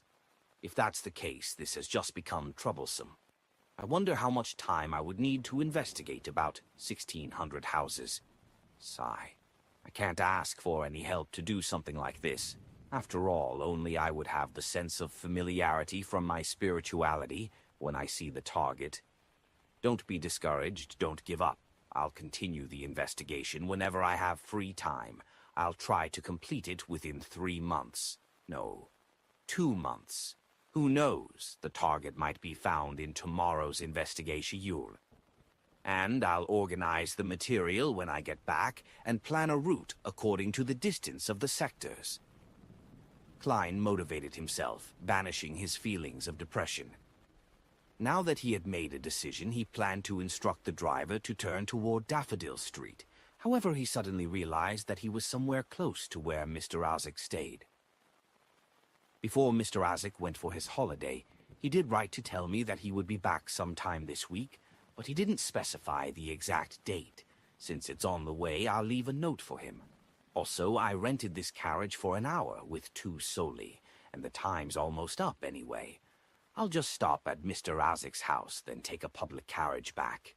Klein quickly made a decision. 4 minutes later, he alighted from the carriage and arrived outside Mr. Ozick's house. The houses here were obviously of higher quality than those at Daffodil Street, but not as good as those on House Street. There was a patch of grass in front of the house, and a small garden in the back. Ding, ding, ding. Klein pulled on the rope outside the door and sounded the bell within the house. A few moments later, he heard footsteps from inside before the door swung open. Ozick's mild facial features and bronze skin appeared before Klein. Since he was at home, he was only dressed in a simple white shirt, a brown vest, and matching pants. "Klein, I was just about to write to you," Ozick greeted enthusiastically. "I just arrived home last night." Klein stared at the small mole near Ozick's right ear. "Mr. Ozick, I found a clue to your past." "Really?" Ozick instantly became excited. The sadness he had in his eyes dulled. "Let's talk inside." Klein looked around. Ozick quickly nodded. He moved to the side and allowed Klein entry. He locked the door and guided Klein to the living room on the first floor. They sat on the soft sofa. "What clues did you find?" he asked impatiently. Having not expected to meet Mr. Ozick today, Klein organized his words. "I received a mission recently and had to deal with a wraith in Lamud town." "Lamud?" Ozick repeated the term softly, his eyebrows creasing. Klein observed his expression and slowed down his tone. "In the process of dealing with the wraith, we discovered something and thus conducted an investigation within the town. A resident of the town was in possession of a portrait of the first Baron Lamud, which he tried to sell me. I asked to view the portrait out of curiosity, and discovered that the person drawn had facial features that resembled yours, other than the hair. He even had the same mole near the ear, similar position, similar size. Under my interrogation, the man told me that the portrait was about 40 years old, but the person in the portrait definitely came from the abandoned castle. It was a replica of the ancient portrait excavated from the castle. You should know that people like us with unique abilities can more or less tell if somebody is lying. This told me that the man wasn't lying." Zeke leaned forward as he listened to Klein. He crossed his arms and remained silent for a while. 5 minutes later, he exhaled. "Your description didn't make me recall anything. Perhaps I should visit the abandoned castle myself. Can you take me there?" "That would be my honor," Klein replied. "But I have to head home first. I don't want my siblings to worry." "No problem." Ozick stood up. Chapter 150. Ozick's Discovery. 2 Daffodil Street. Klein nodded at Ozick and briskly walked to the door of his house, fished out his keys and opened the door. Melissa was already home, so she heard the click of the door lock and quickly came out of the kitchen and into the living room. Upon seeing Klein, she said with eyes beaming with joy, I bought groceries. There's chicken, potatoes, onions, fish, turnips, and peas. I even bought a small jar of honey. Sis, are you also getting used to the occasional luxury? Klein chuckled. You'll have to prepare dinner tonight. Count me out, for I'll be out of town. I might not return until dawn. Yea, I'm doing a favor for Mr. Isaac, a teacher from the Koy University's Department of History. As he spoke, he turned sideways and pointed at the carriage that was waiting outside. Melissa's lips opened and closed twice before she pursed them and said, "All right." Klein bade his sister farewell and left.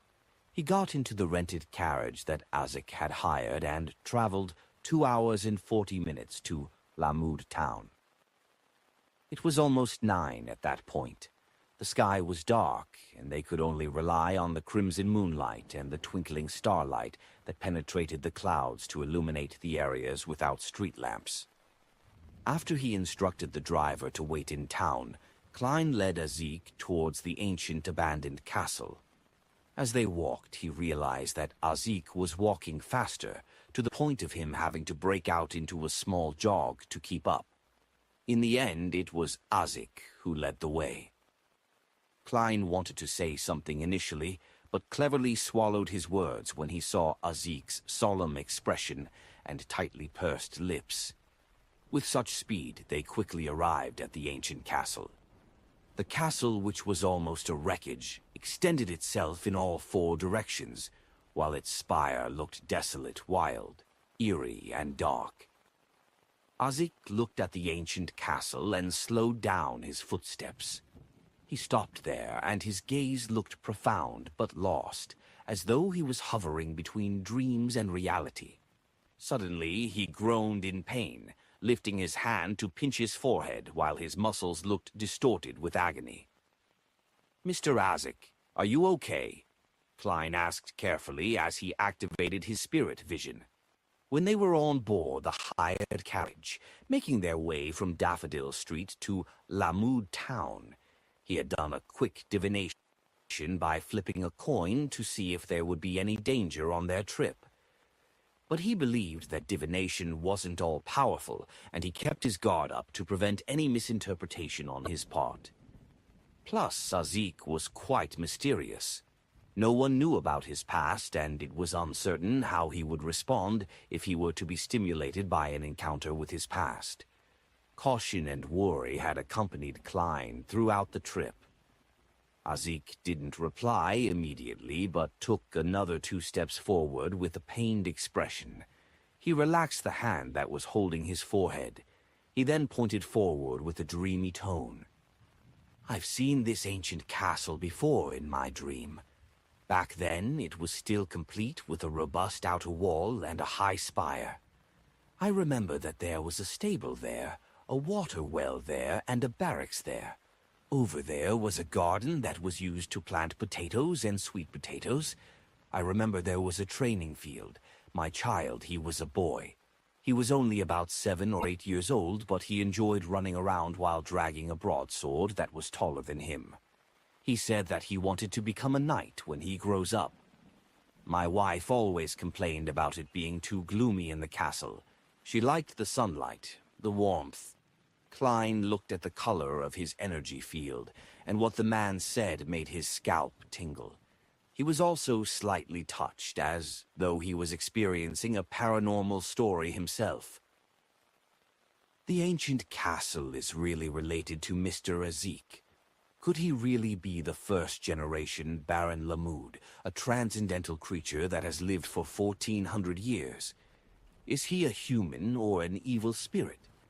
No way, there are no such things as evil spirits running around under broad daylight and getting involved with the Nighthawks." Klein couldn't help with his thoughts and allowed them to clash against each other to ignite more ideas. Just then, Azik stopped muttering and took huge strides through the main gate. He walked all the way into the castle without Klein's guidance. He found the hidden gear with obvious familiarity and opened the secret door to enter the basement. Gripping his cane tightly, Klein followed behind Azik. They walked down along the stairs and returned to the place where there was a coffin.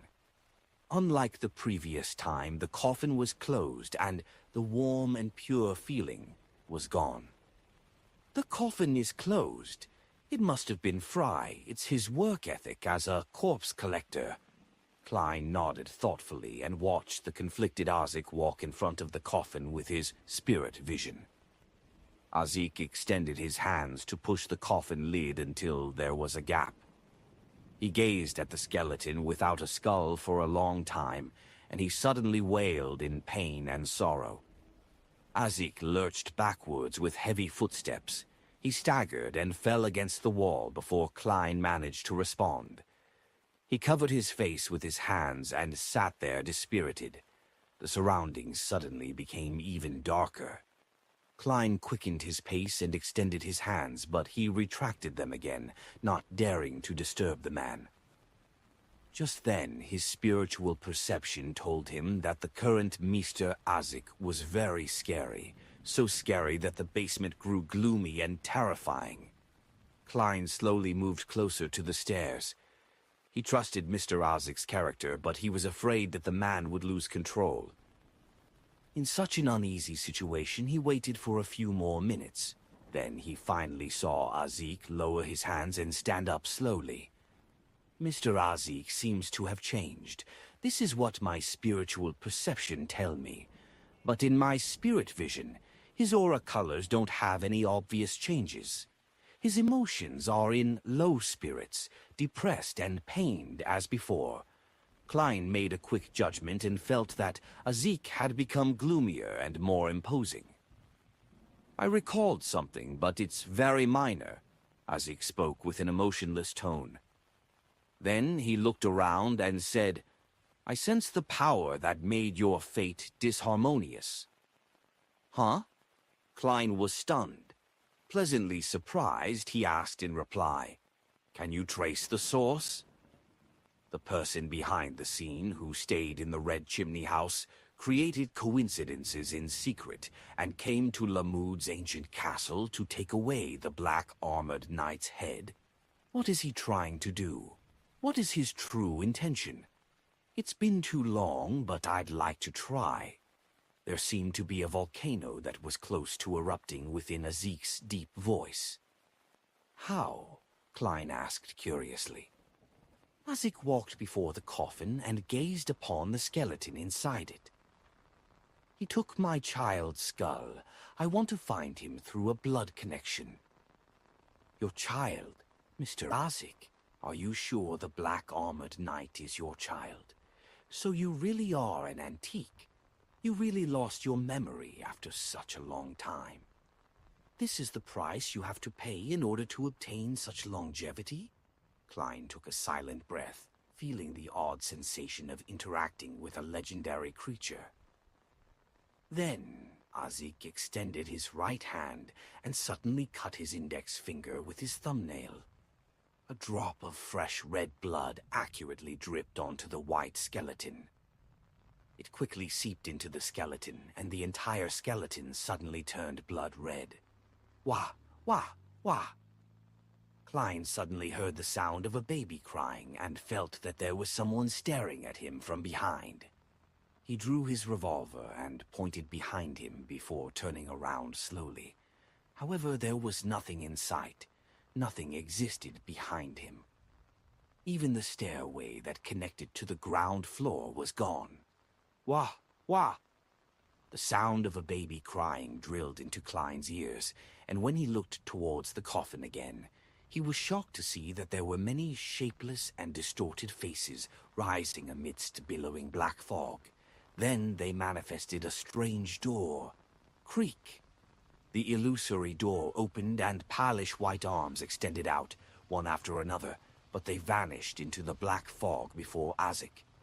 Through the crack that the door opened, Klein saw a white skull. It was thrown underneath a brown tree and reduced to powder as a result of the elements. Creak! Countless palish white arms were sliced off by the door that suddenly slammed shut as they fell onto the ground. Then Klein heard a long sigh, Mr. Azik's heavy sigh, a sigh that seemed to have a rich history behind it. Along with the sigh, the black fog dispersed and the sound of a baby crying ceased. Everything returned to its original state, except for the accentuated chill. Klein clenched his chattering teeth and looked into the coffin. He saw that the red skeleton had returned to its original crystal-clear white. "I'm sorry I couldn't find him," Azak said in a deep voice, his back to Klein. At the same time, he closed the coffin. "It's not surprising that we couldn't find him. It would have been a surprise if we could." Klein comforted him. "Anyway, I've been disappointed many times regarding this matter," he added in his head. Azik took another glance at the coffin before him. He turned around slowly and said, "I'll continue investigating, and I hope that I can have your assistance." "No problem. This is exactly what I wanted to do." Klein held back his urge to tell Azik about the red chimney. Because it was useless to bring it up, he could only rely on himself to confirm his target. However, that solved one of his major problems, which was how he should involve the Nighthawks after he found the red chimney house. He didn't believe that he could take out such a mysterious and scary puppet master alone. Oh, now he could ask for Mr. Azik's help. Azik widened his mouth but didn't say anything in the end. All he did was sigh and walk towards the stairway quietly. After leaving the basement and closing the secret door, the two of them walked along the road covered with weeds and brambles. Neither one of them spoke as they walked back from the abandoned ancient castle. In the dark night, Azik suddenly said, "Until this matter is resolved, I will quit my job and leave Tingen to look for my lost past." "Mr. Azik, did you find out what happened to you?" Klein asked, having failed to hide his curiosity. Chapter 151. Klein's Request. The chirping of insects and the hooting of owls reverberated along the path back to the small town. Azik looked ahead and said after a few seconds of silence, "Even though I'm not entirely sure what happened to me, I do have a rough idea. Perhaps I'm someone who has lived for a very, very long time." "Mr. Azik, you have to seriously consider if you still fit the definition of someone," Klein thought to himself, but he didn't dare to say it out loud. "This wilderness, this silence, often makes one weak. I should have paid some sort of price in exchange for this long life. I've lived since the end of the Fourth Epoch, like a wandering spirit across the continent." Azik's voice deepened, as if he was trying to suppress his emotions. "I don't remember the past. I've forgotten about the people and things that I've sworn to remember."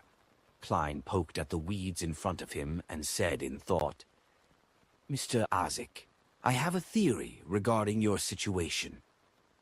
"What theory?" Azik looked to the side. "I think that there's a cycle to your memory loss. Perhaps you do once every few decades, and your memories of the events before that vanishes. Then, after some time, you wake up from the darkness of your slumber and begin on a new phase of life. This way, we can explain why you would have such varied dreams. Those are events that you came across over your several lives," Klein described his theory.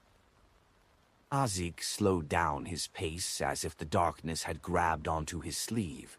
He looked ahead with a turbid look before saying after a while, "That is consistent with the memories that were jolted awake just now." Memories that were jolted awake? Klein had an idea as he said immediately, "Mr. Azik, you might not have to leave Tingen to search for your lost past. You'll regain your memories slowly." "Why?" Azik turned his head in surprise. Klein smiled and said, "Your memories aren't completely gone. The parts of your memory that jolted awake just now are proof of that. Furthermore, do you remember the moment you woke up in Baklund and discovered that you had forgotten all about the past? Azik nodded. That's a nightmare that bothers me till this day. Klein tapped downwards with his black cane and explained in detail, before today I didn't think that there was a problem with that, but your description just now, together with my own conjecture, makes it feel a little weird. You had a document of identification and enough money when you woke up from your dream. You also appeared in a way that didn't startle anyone.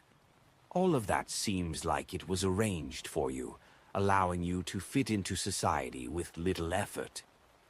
Then, who made the arrangements? There is only one answer. The you from the past. The past you regained his memories and knew that you would have to usher in a new life.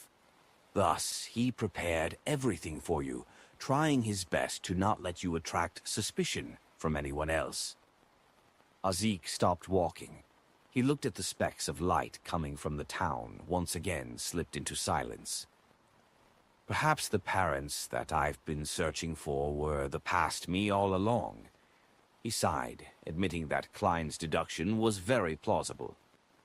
Thus, you don't need to do anything. All you have to do is patiently wait for your memories to come back to you, Klein concluded and consoled Mr. Azik.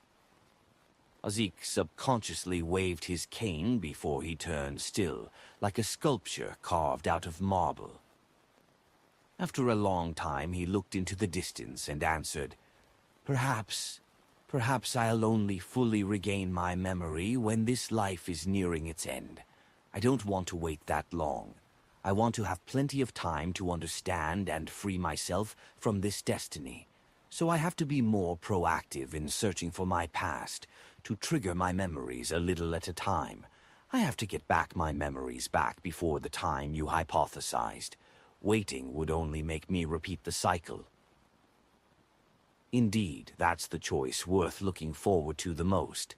Klein didn't advise against it. Instead, he asked, Mr. Azik, may I ask for your help in something trivial, other than finding the criminal that took the skull of your child and made my fate disharmonious? Azik nodded slightly. What do you need me to do? Klein organized his words and said, I hope that you can head to a town between 2 and 5 hours away from Tingen by carriage next week or the week after. I need you to cause a paranormal incident, something that wouldn't harm anyone. Judging from how you tried to search for the criminal using your bloodline's connection, I would think that you are fairly adept in the field of dead souls. No problem, Azik promised without any hesitation. He didn't ask Klein why he wanted him to do something like that. At the same time, he had tacitly confirmed Klein's conjecture about his powers. Thank you, this is very important to me. Also, you can only choose a follower of the Evernight Goddess when you are picking a target. Also, don't leave any clues behind, Klein instructed. Only through this method could the incident be relayed to the Tingen Nighthawks. Only then could he join the team on the mission and suggest using Sealed Artifact 3, 0782. Only then could he extract the divine blood from the sealed artifact to create flaring sun charms. That was the most powerful item he could obtain at the moment. Under the assumption that the culprit living in the house with the red chimney hasn't left Tingen, and that Klein was going to continue investigating, he had to try his best to become more powerful. Yes, according to the information I obtained, stealing a little of its powers wouldn't damage 0782. At the very most, it would only lessen the amount of time it takes to purify. This is for the safety and stability of Tingen City. Klein inwardly tried to justify his actions. Azik didn't care about his motives. He nodded. I will tell you the name of the town and the estimated time beforehand so you can prepare yourself. Whew. Klein heaved a sigh of relief. He felt that this trip to Lamud Town wasn't a wasted trip. even though they only managed to peel back the outermost layer of the mysteries surrounding Mr. Isaac and had much more to find out. He had at least managed to gain the friendship of Isaac, a reliable ally in his search for the culprit behind the scenes. At 11:30 that night, Klein returned to 2 Daffodil Street, hungry and tired. To think that Mr. Isaac didn't treat me to dinner. Sigh. He wouldn't have been in the mood to enjoy dinner anyway, Klein muttered as he opened the door. The house wasn't as dark as he had anticipated. An elegant gas lamp was silently emitting its light, warmly illuminating the living room. Benson was sitting alone on the sofa with a book, draped under a bright coat. When he saw the door open, Benson was just about to speak when he yawned. He had no choice but to cover his mouth. Klein closed the door and smiled, quipping, "I went to Lamoud town with Mr. Isaac. There's an abandoned castle with a long history over there." Benson was immediately enlightened as he laughed. A moonless night, a castle abandoned for a millennia, a cold and creepy environment, coupled with 2-man archaeological team. This is the perfect recipe for the opening of a paranormal novel. What happened today could be classified as paranormal. Klein suddenly recalled the strange door Mr. Isaac conjured and the cries of a baby. He said, a lingering fear still gripping onto him. It did feel a bit like that back there. Benson yawned again before shutting his book and said, "I need sleep. Ever since I began studying and reading classical literature, the quality of my sleep has become especially good." Klein laughed to himself, suddenly recalling something Miss Justice had mentioned. He said, lowering his voice, "Benson, you know that my company has connections with the AWOL County Police. I recently heard news from Backland that the King, Prime Minister, other ministers and members of Parliament are all sick of an inefficient government. They want to push for a reform and select talents to take on positions in the government based on an open examination, just like the entrance examinations of universities." Benson was at a loss at first. Then his eyes sparkled as he asked, "An open examination?" "Yes. As long as you pass the examination, you could become a civil servant in one of the branches of the government. My guess, yes. My guess is that the contents of the examination will be modeled after the entrance exams of the universities. Literature, the classics, math and logic, as well as a basic understanding of the law." Klein used this opportunity to include his opinion. He continued, "Benson, this must be kept confidential, and don't put too much hope on this. No one knows if this will be passed by the House of Lords and House of Commons or not. I'll keep it in mind. I understand that all I need to do is study hard." Benson smiled, then said, "I'd study hard whether this change happens or not. I'll try my best to free myself from my current circumstance and find a better job. Learning. That's the greatest difference between a human and a curly-haired baboon." "No. Research suggests that baboons have decent IQ levels and a certain level of learning abilities." Klein lampooned silently and looked on as Benson headed to the 2nd floor. After that, he smiled and rubbed his stomach as he walked towards the kitchen. He found the leftovers and the chicken. Benson and Melissa left him especially. Klein relaxed as he started preparing his late dinner.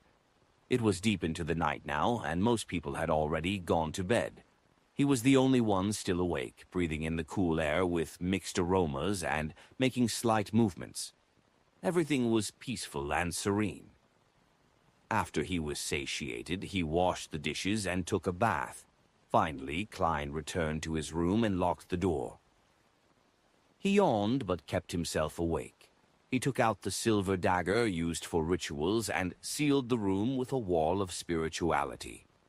He wanted to divine above the gray fog whether summoning the fool that doesn't belong to this era was dangerous or not. Chapter 1, 152. Nice Attempt. The gray fog filled the air in its eternally unchanging manner as the illusory crimson stars hung around him at varying distances. Klein sat inside the lofty palace that looked like the home of a giant, as he looked at the familiar sight before him.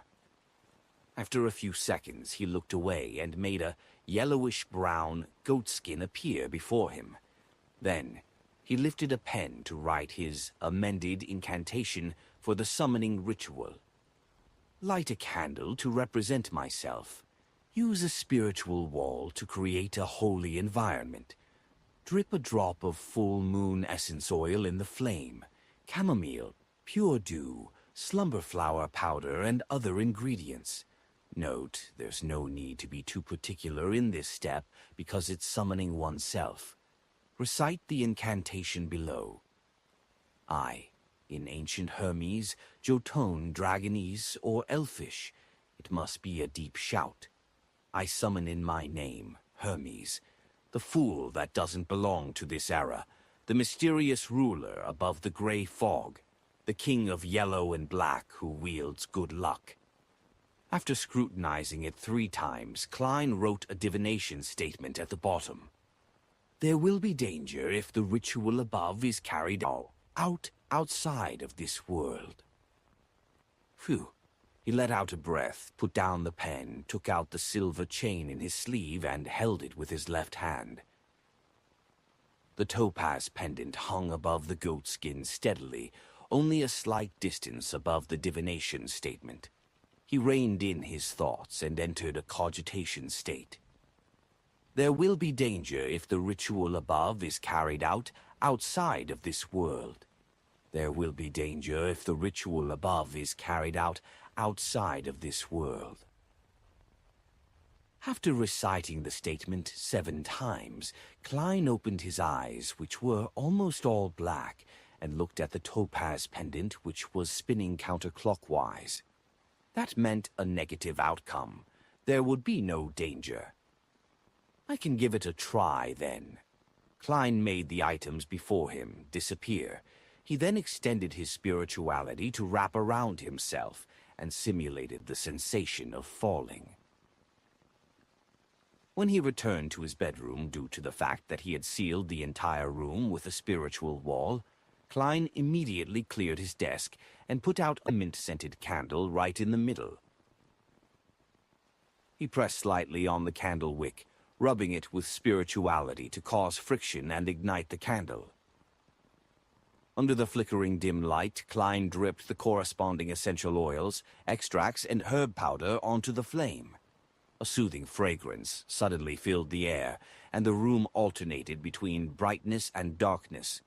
Taking 2 steps back, Klein looked at the candle that represented himself and shouted in Jotun, I. Then he switched to Hermes. I summon in my name. The fool that doesn't belong to this era, the mysterious ruler above the gray fog, the king of yellow and black who wields good luck. Just as he finished speaking, he sensed the wavering candlelight suddenly dance vigorously and produce a vortex with the surrounding fragrance. It absorbed his spirituality at an insane rate. Slumber flower, a herb that belongs to the red moon, please bestow your powers to my incantation. Klein endured the discomfort brought about from having his spirituality drained as he finished reciting the incantation. Then he saw the candlelight stop wavering.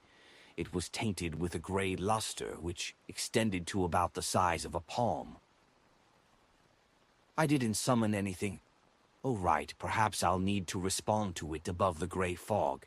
It's really quite troublesome to summon myself, Klein muttered, pinching his aching forehead. He calmed himself down, then took 4 steps counterclockwise before arriving above the gray fog again. He saw that there was a rippling light above the seat of honor at the ancient table. It stemmed from the strange symbol at the back of the corresponding chair. The strange symbol that was made up of a pupilless eye, a symbol representing secrecy, and contorted lines that represented change. All Klein did was extend his hand to reach for it when he immediately heard, I. I summon in my name the fool that doesn't belong to this era, the mysterious ruler above the gray fog, the king of yellow and black who wields good luck. Then he saw surging spirituality combined with a rippling light that formed into an illusory yet shapeless door. The door shook as though it wanted to be opened. Klein immediately felt inspired and strongly willed for it to be pushed open. Almost instantly, the boundless fog and lofty palace was drawn forward. There were a few barely noticeable ripples. The ripples surged towards the illusory yet shapeless door. But no matter how much Klein pushed it, the door couldn't be pushed open. Every movement resulted in dead silence. The door of summoning has yet to take shape. Klein reined in his will and creased his eyebrows when he analyzed the reason why he had failed. He had casually named the door of summoning. I'm lacking spirituality, so I can't form a complete door of summoning when I advance to Sequence 8 Clown and pass through the initial dangerous stage. I can give it another try. Maybe it won't be a problem by then. Klein nodded lightly and roughly understood what had happened. This experiment gave him a confidence boost. He felt heartened as this was the first time that he received some sort of response from the mysterious space above the gray fog, other than the incident where he divined about eternal blazing sun. There will come a day when I'll understand all the secrets here, Klein excitedly declared in his heart. He then made a rapid descent into the boundless fog after he wrapped himself up with spirituality. Klein quickly blew out the candle after he returned to his bedroom. He ended the ritual and cleaned up his study desk before he removed the spiritual wall. A gust of wind suddenly blew as he yawned. He collapsed into the bed, covered himself with a blanket, and quickly fell asleep. In the hazy dream that followed, Klein woke up abruptly and realized that he was sitting in the living room of his home and was holding the Tingen City Honest paper. Don't tell me Captain is here again. He was stunned at first as he looked outside the oriel window, finding humor in his exasperation. With a creak, the door opened. Dunn walked in slowly, wearing his black windbreaker that went beyond his knees and held a cane and pipe.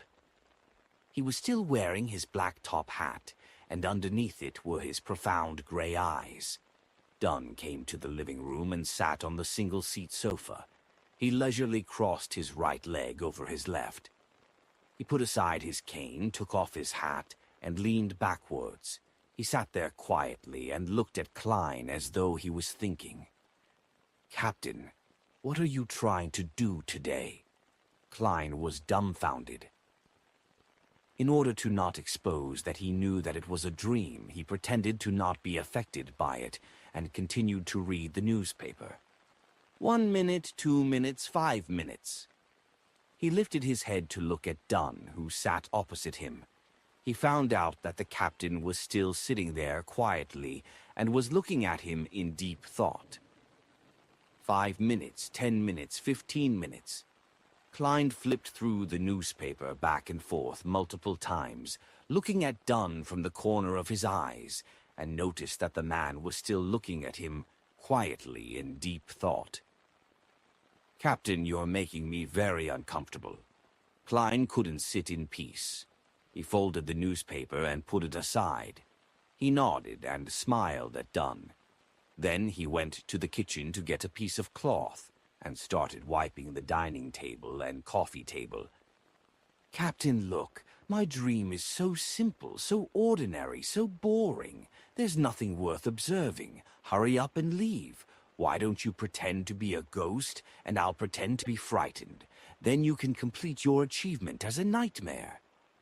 He prayed in silence and lifted his head, but all he saw was Dunn's deep gray eyes that were still in deep thought. Under such a quiet and constant gaze, Klein wiped all the furniture and cleaned his room. He was so exhausted in his dream. What wore him out the most was Dunn Smith, who was watching him quietly in deep thought. Klein had no idea how much time had passed while he made himself busy, until he finally saw his captain uncross his legs and stand up. Then he took his cane, put on his hat, and walked through the door. Klein held his breath and watched Dunn leave his house. He couldn't help but lift his right hand to wave goodbye. Phew. When everything returned to normal, Klein let out a breath of relief. That really was such a nightmare, he thought to himself, too preoccupied for tears. Backlund, West Backlund, Phillips department store. Phillips was one of the top-end department stores in the Lowen Kingdom. It only opened to nobles and wealthy people who were qualified to be members. There was always luxurious carriages parked outside with different emblems printed on them. Not only was it a safe place for shopping, it also became a popular social venue due to the strict restriction on members. Audrey brought her maidservant Annie and her golden retriever Susie. Under the ushering of an eagerly attentive attendant, she got off the carriage and walked through the entrance. Along the way, she saw daughters of viscounts, countesses, or maidens with parents of high social status. She maintained her elegance and greeted them all gracefully. She communicated with different nobles on different topics.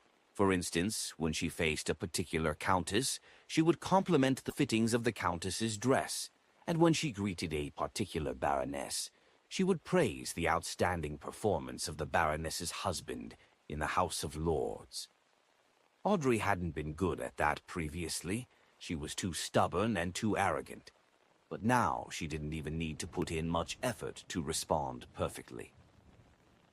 In a spectator's eyes, most of the emotions and thoughts of the female nobles were written on their faces.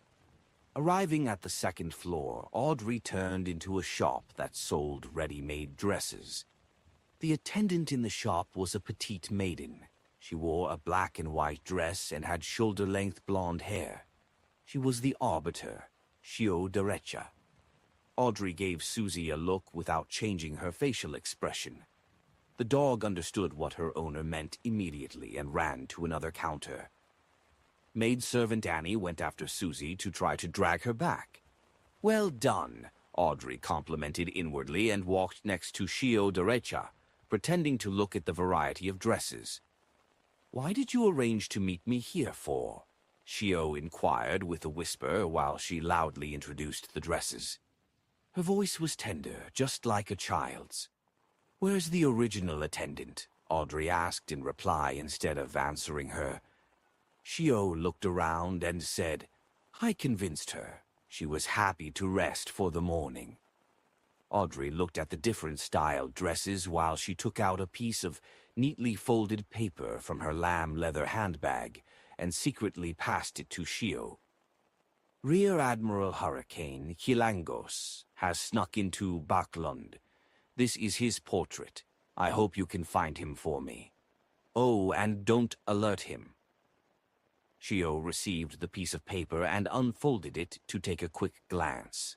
She saw that it was a lifelike portrait of a man in his 30s that had a unique broad chin. "I was once constantly praised by my art teacher." Audrey stole a glance at Shio and lifted her head.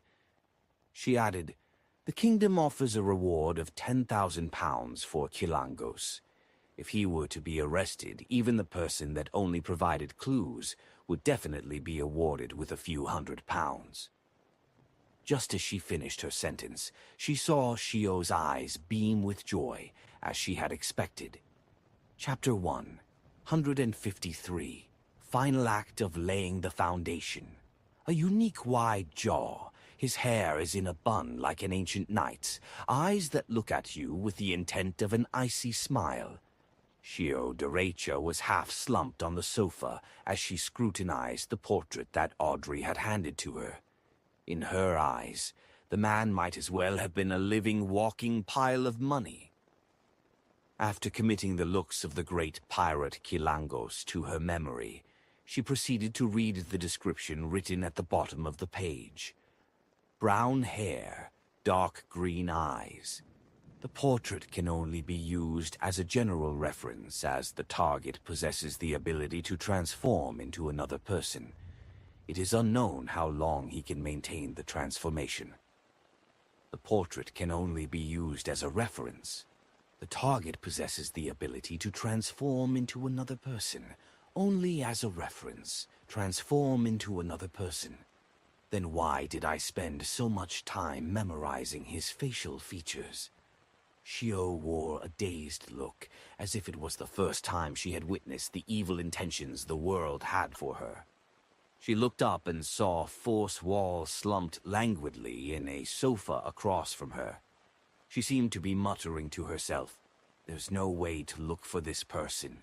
We don't know what he looks like. All we know is that he's not from Backland. There are far too many foreigners who come into Backland every day." Force attempted to sit up, but failed even after 3 tries. "I'm only an apprentice, not an arbiter," she pouted as she placed her hand on the armrest of the sofa, successfully pulling herself up into a sitting position. "Does that lady think that we are prophets?" Force jested. Shio was about to answer when she realized that there were still footnotes she hadn't gone through yet. She recited them out softly. The suggested ways of searching are as follows. 1. Kilangos has an evil object with him. It needs to devour the flesh, blood, and soul of a living person every other day. You can consider looking for missing vagrants. 2. Search for Kilangos' information thoroughly and build a profile of his unique hobbies and behaviors. 3. A person's facial features might change, but as long as he hasn't received any special training, he will often act like himself, such as the things he prefers to eat, his gait, actions he's used to performing, and many other details. Force nodded as she listened. Miss Audrey isn't the innocent, naive teen that the rumors about her suggest. She has a meticulous heart and a calm sense of observation. "Is that so?" Shio asked, doubtful. She didn't expect an answer as she changed the topic by suggesting, "I'll be in charge of gathering the information. Can you consolidate that pile of gold pounds? No, that Admiral's hobbies and unique traits?" Force opened her eyes wide open and shook the steel box containing her cigarettes. "How can you bear to do this? How can you bear to make a dainty, sensitive author do consolidation, analysis, and deduction?" Shio shot her good friend a glance as she exuded an air of authority without realizing it. "There's an interesting paragraph on deduction in your Stormwind Mountain Villa." Force pulled her shoulders back and lowered her head. She looked at the coffee table as she said, "Do you know how much of my hair I pulled out? How much sleep I lost, just for that paragraph?" She quickly lifted her head and looked at Shio Derecha, then lowered her head once again and grumbled, "Life is short. There are too many things that we need to do. Why must we waste our time on such uninteresting menial tasks?" "That's very reasonable." Shio nearly nodded in agreement. She fought hard to keep her authority as an arbiter. "Then do you have any other ways to solve this problem?" She suppressed her voice, making her childlike voice sound deeper. Force thought for nearly 20 seconds before looking up suddenly. "We can hire a professional. After you finish collecting information on Rear Admiral Hurricane, we shall erase the name and hand it over to an excellent detective. Then ask him to do the consolidation and deduction. All we have to do is pay a fee. Why didn't I think of that?" Shio's mind went blank. Force and Shio looked at each other without saying anything. When the atmosphere became awkward, she cleared her throat. "We'll do it according to your suggestion." After saying this, she quickly added, "You'll pay the fee." Howe's Street Divination Club. "Good afternoon, Mr. Moretti." The pretty receptionist Angelica looked at Klein in surprise. "You rarely come on Fridays." Exhausted from searching for the house with the red chimney, Klein smiled and said, Fate never repeats itself indefinitely. It always brings us some surprises. He was in the area, and the time had expired on the carriage he rented. Thus, he came for a cup of black tea and some rest. Furthermore, this would serve as the final layer of the foundations. With the new experience at the Divination Club, he would logically mention the application to Duns Smith. "Your words are always so philosophical," Angelica praised. Klein thought for a moment before saying with deliberation, "I might not come to the Divination Club too often in the future, so you need not recommend me to others anymore." He had already digested his potion, so he had to advance towards a new goal. "Why?" Angelica said in shock and puzzlement. "You've already made a name for yourself in the club. Most people know that your divinations are very accurate and miraculous. In fact, we were considering getting you to come in on Sundays as a lecturer. If I was paid £1 for every divination I perform, then I would keep doing this regardless of how tired I was. Besides, I still have to investigate the houses with red chimneys and find the culprit as soon as possible." Klein smiled warmly. "Madam, do not convince me to stay. This is the arrangement of fate. I won't stop coming to the Divination Club entirely. It's just that my visits will become less frequent. I'll still pay the membership fees on time. I can get reimbursed for it anyway. I will come down occasionally to monitor the place," Klein added in his heart. "How regretful. I hope that you will be at the club when I happen to be lost." Angelica sighed. She realized that this wasn't as surprising as she imagined after the initial shock had passed. Perhaps such a miraculous seer that still respected fate wasn't someone who could be held back by a club in Tingen. Angelica smiled, as if thinking about something. "CB black tea?" "Yes." Klein returned a smile. He spent about 20 minutes in the club, spending the time resting, finishing his black tea before leaving the club. He took a public carriage back to Daffodil Street. When he entered, he opened the mailbox out of habit and saw that there was a letter placed inside not too long ago. Klein opened the letter and noticed that it was from Mr. Ozick. "I will be heading to Morstown on Sunday and return on Wednesday. Most of the citizens in Morstown are believers of the goddess.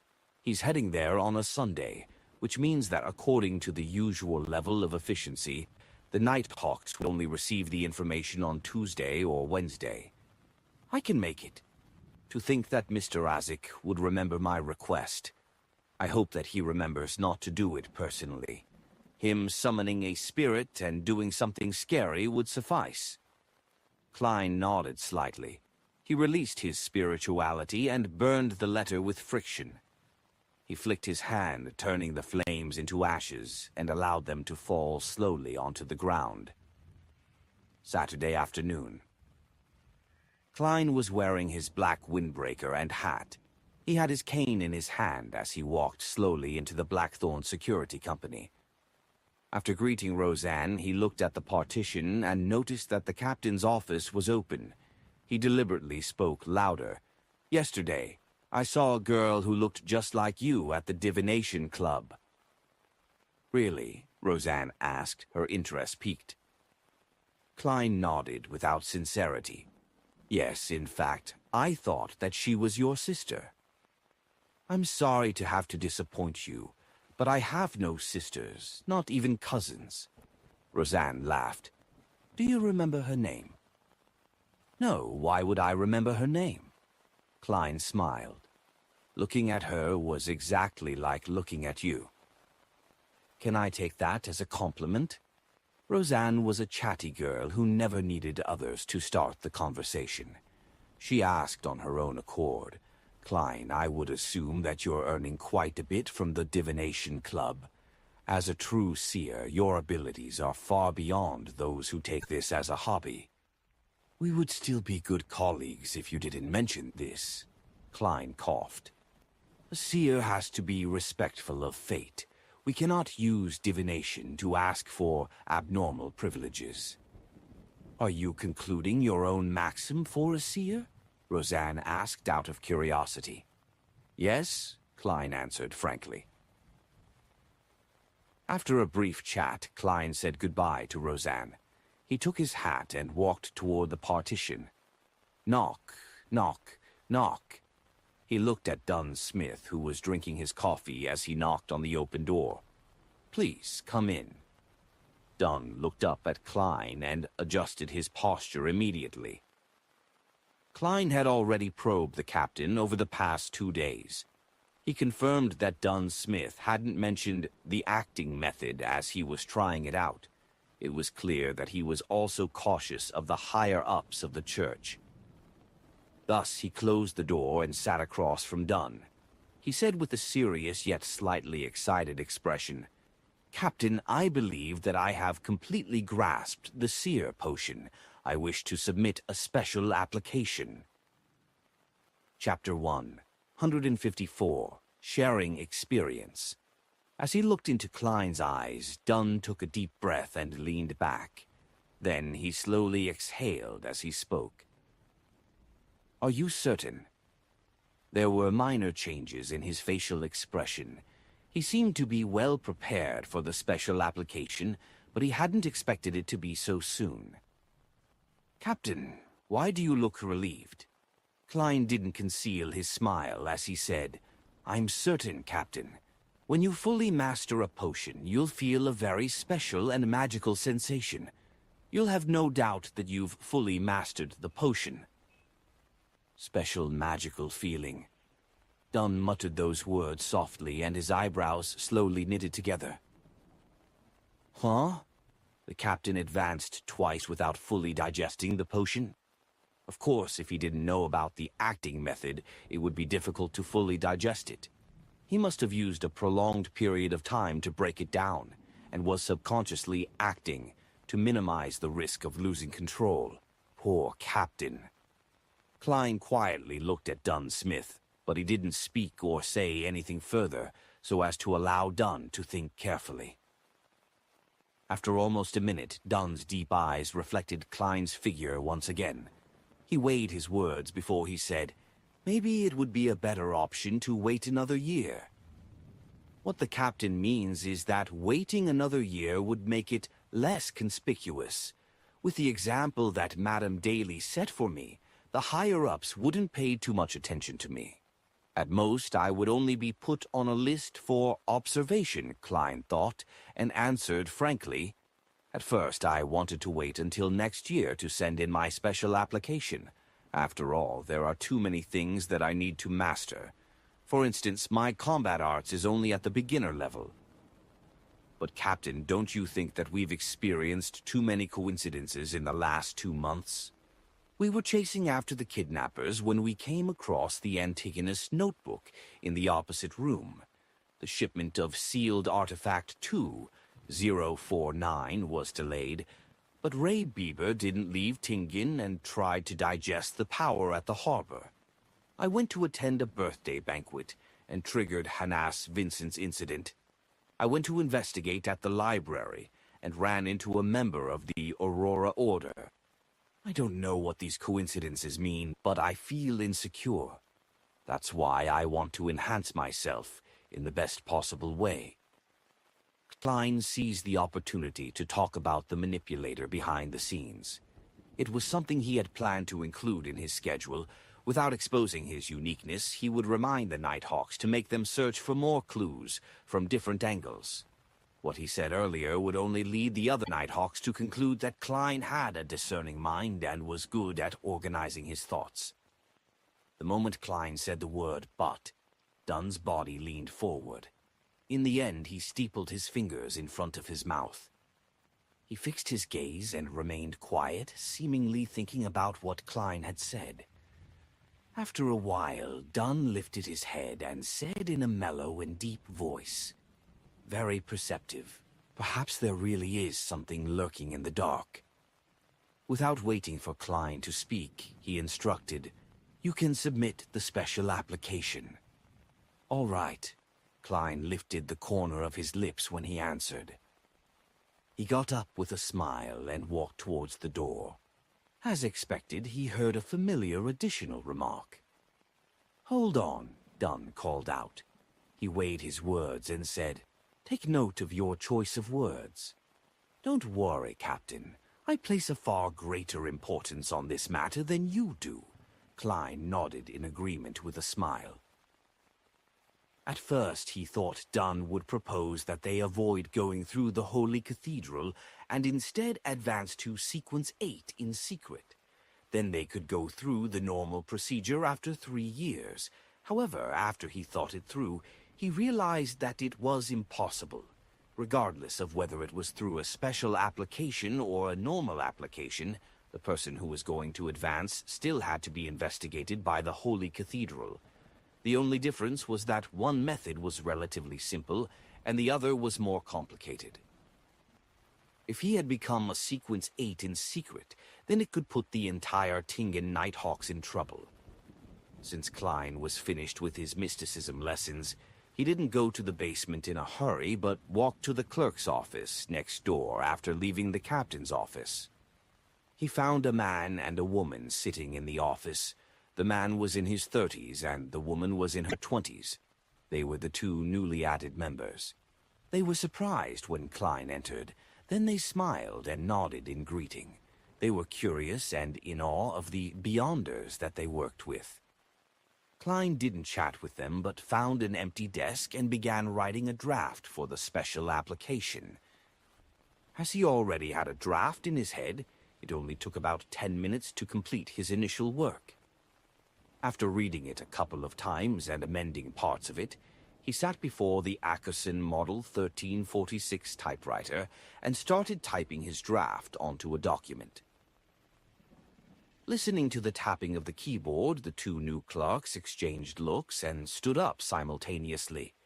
They left the office and went to the reception hall to chat with Roseanne, allowing Klein to have some privacy. Very careful and fully aware of the need to maintain secrecy, Klein stole a glance at their receding figures as he complimented them. He focused on his work again and continued tapping on the typewriter. Oh, just as he was going to complete his special application, Leonard Mitchell came out of the restroom. He looked around while he buttoned his shirt. There was an unrestrained beauty in his messy hair. "What's the report you're writing?" Leonard looked around the clerk's office as he leaned against the door frame, with his right foot tiptoed to balance himself, and his hands tucked into his pockets. His green eyes examined Klein with interest. Klein typed the last word and the last punctuation mark. He then turned his head and smiled. "Ah, special application." "Special application?" Leonard asked, puzzled. Klein picked up the paper and skimmed through it quickly. He casually explained, "A special application to advance to Sequence 8. "Cough, cough, cough!" Leonard suddenly coughed vigorously. He calmed down and asked, "Digest? Bro, you know quite a bit." Klein held his special application and walked before Leonard. He lifted an eyebrow and said, "Yes." Then he looked into his eyes and added softly with a chuckle, "I remember someone told me once that there are some people who are special, people who can do things that others can't. Such as me, such as you." Leonard was suddenly at a loss for words. He could only change his standing posture and take his hands out his pockets to cross them in front of his chest. He opened his mouth and finally organized his words. He asked in a low voice, "Don't you think that it's too risky?" As he already knew about digesting, he definitely understands that my advancement has no risk of losing control. Is he referring to the attention from the higher-ups in the church? Klein explained while in thought. "Leonard, do you remember the first task that we worked on together? We were merely tracking kidnappers, but we realized that the room opposite had clues about the Antigonus family's notebook." He repeated what he mentioned to Dunn once more. Leonard's expression grew heavy and he nodded in agreement slightly. He muttered to himself and said, "Maybe I have to hurry up." Just as he finished, he suddenly looked at Klein and flashed a smile as he said, "Aren't you going to share your experience with us? The experience to quickly grasp a potion and avoid the risk of losing control." "This guy sure can put on a facade quickly." Klein smiled and answered, "I'm more than willing to." He was planning to seize the opportunity today to remind his Nighthawk teammates on how to minimize the risk of losing control. Of course, to maintain his personal safety, he couldn't say it as straightforwardly as he did to Dunn Smith. At most, he could describe the idea vaguely, in a way that wouldn't alert anyone who was sent down by the higher-ups. "Let's do it now, then." Leonard impatiently dragged Klein to the Nighthawk's recreation room. At that very moment, other than Royale, who was taking her shift at Chanis Gate, Fry, Kenley, and Sikatron were there playing cards. Everyone. Leonard knocked on the half-closed door and spoke as if he was reciting a poem. "Let me introduce this man next to me, Mr. Klein Moretti, who has fully grasped his potion in a month and a half." This guy is so dramatic. Klein suddenly felt awkward. "What?" Even Sikatron, the author who wasn't famous and barely sold any books, cocked her head sideways as though she was testing her hearing ability. "Leonard, don't joke around. You're always exaggerating things." Kenley covered his cards helplessly. Fry held his cards as he looked at Klein. He kept quiet for a while and said, "Are you sure that you've already fully grasped the potion?" "Yes." Klein could feel his concern, and he nodded confidently. There was an obvious indication. "What, really?" Kenley shouted a delayed response and stood up. Leonard chuckled and pointed at the paper in Klein's hands as he said, "This is the special application that he's going to hand in. The special application to advance to Sequence 8. "How did you do it?" Sikatron had many questions, but she only voiced the one that concerned her the most after taking a deep breath. She was normally quiet and elegant, but now she had a burning passion in her eyes that couldn't be suppressed. Klein found a chair and sat down. He lowered his voice and answered, "I found inspiration from the maxim of the Mystery Priors. 'Do as you wish, but do no harm,'" Leonard supplemented. "Yes, according to our confidential information, following this maxim gives the Mystery Priors a lower probability of losing control." Klein explained what he learned from old Neil. "After that, Madame Daly's example gave me a better understanding of the process." "Spirit medium, Daly?" Kenley asked in reply, hoping to gain confirmation. "Yes. Madame Daly has handed in a special application before. She only used 2 years to become a spirit medium from Corpse Collector. She once told old Neil that she wanted to be a real spirit medium," Klein explained in detail. "With the experience I gained in the Divination Club and corresponding feedback that I have received, I gradually concluded my seer principles. Then I followed it strictly and tried to become a real seer. When I did so, I realized that the speed at which I grasped the potion became faster." As they listened to Klein's recount, Fry, Sika, and the rest fell into deep thought. Even Leonard pretended to be thinking. "I'm going to hand in my special application." Klein waved the paper in his hands. "If you have any problems, do ask me privately." "All right," Fry replied coldly with a nod. Klein left the recreation room and knocked on the door to the captain's office again.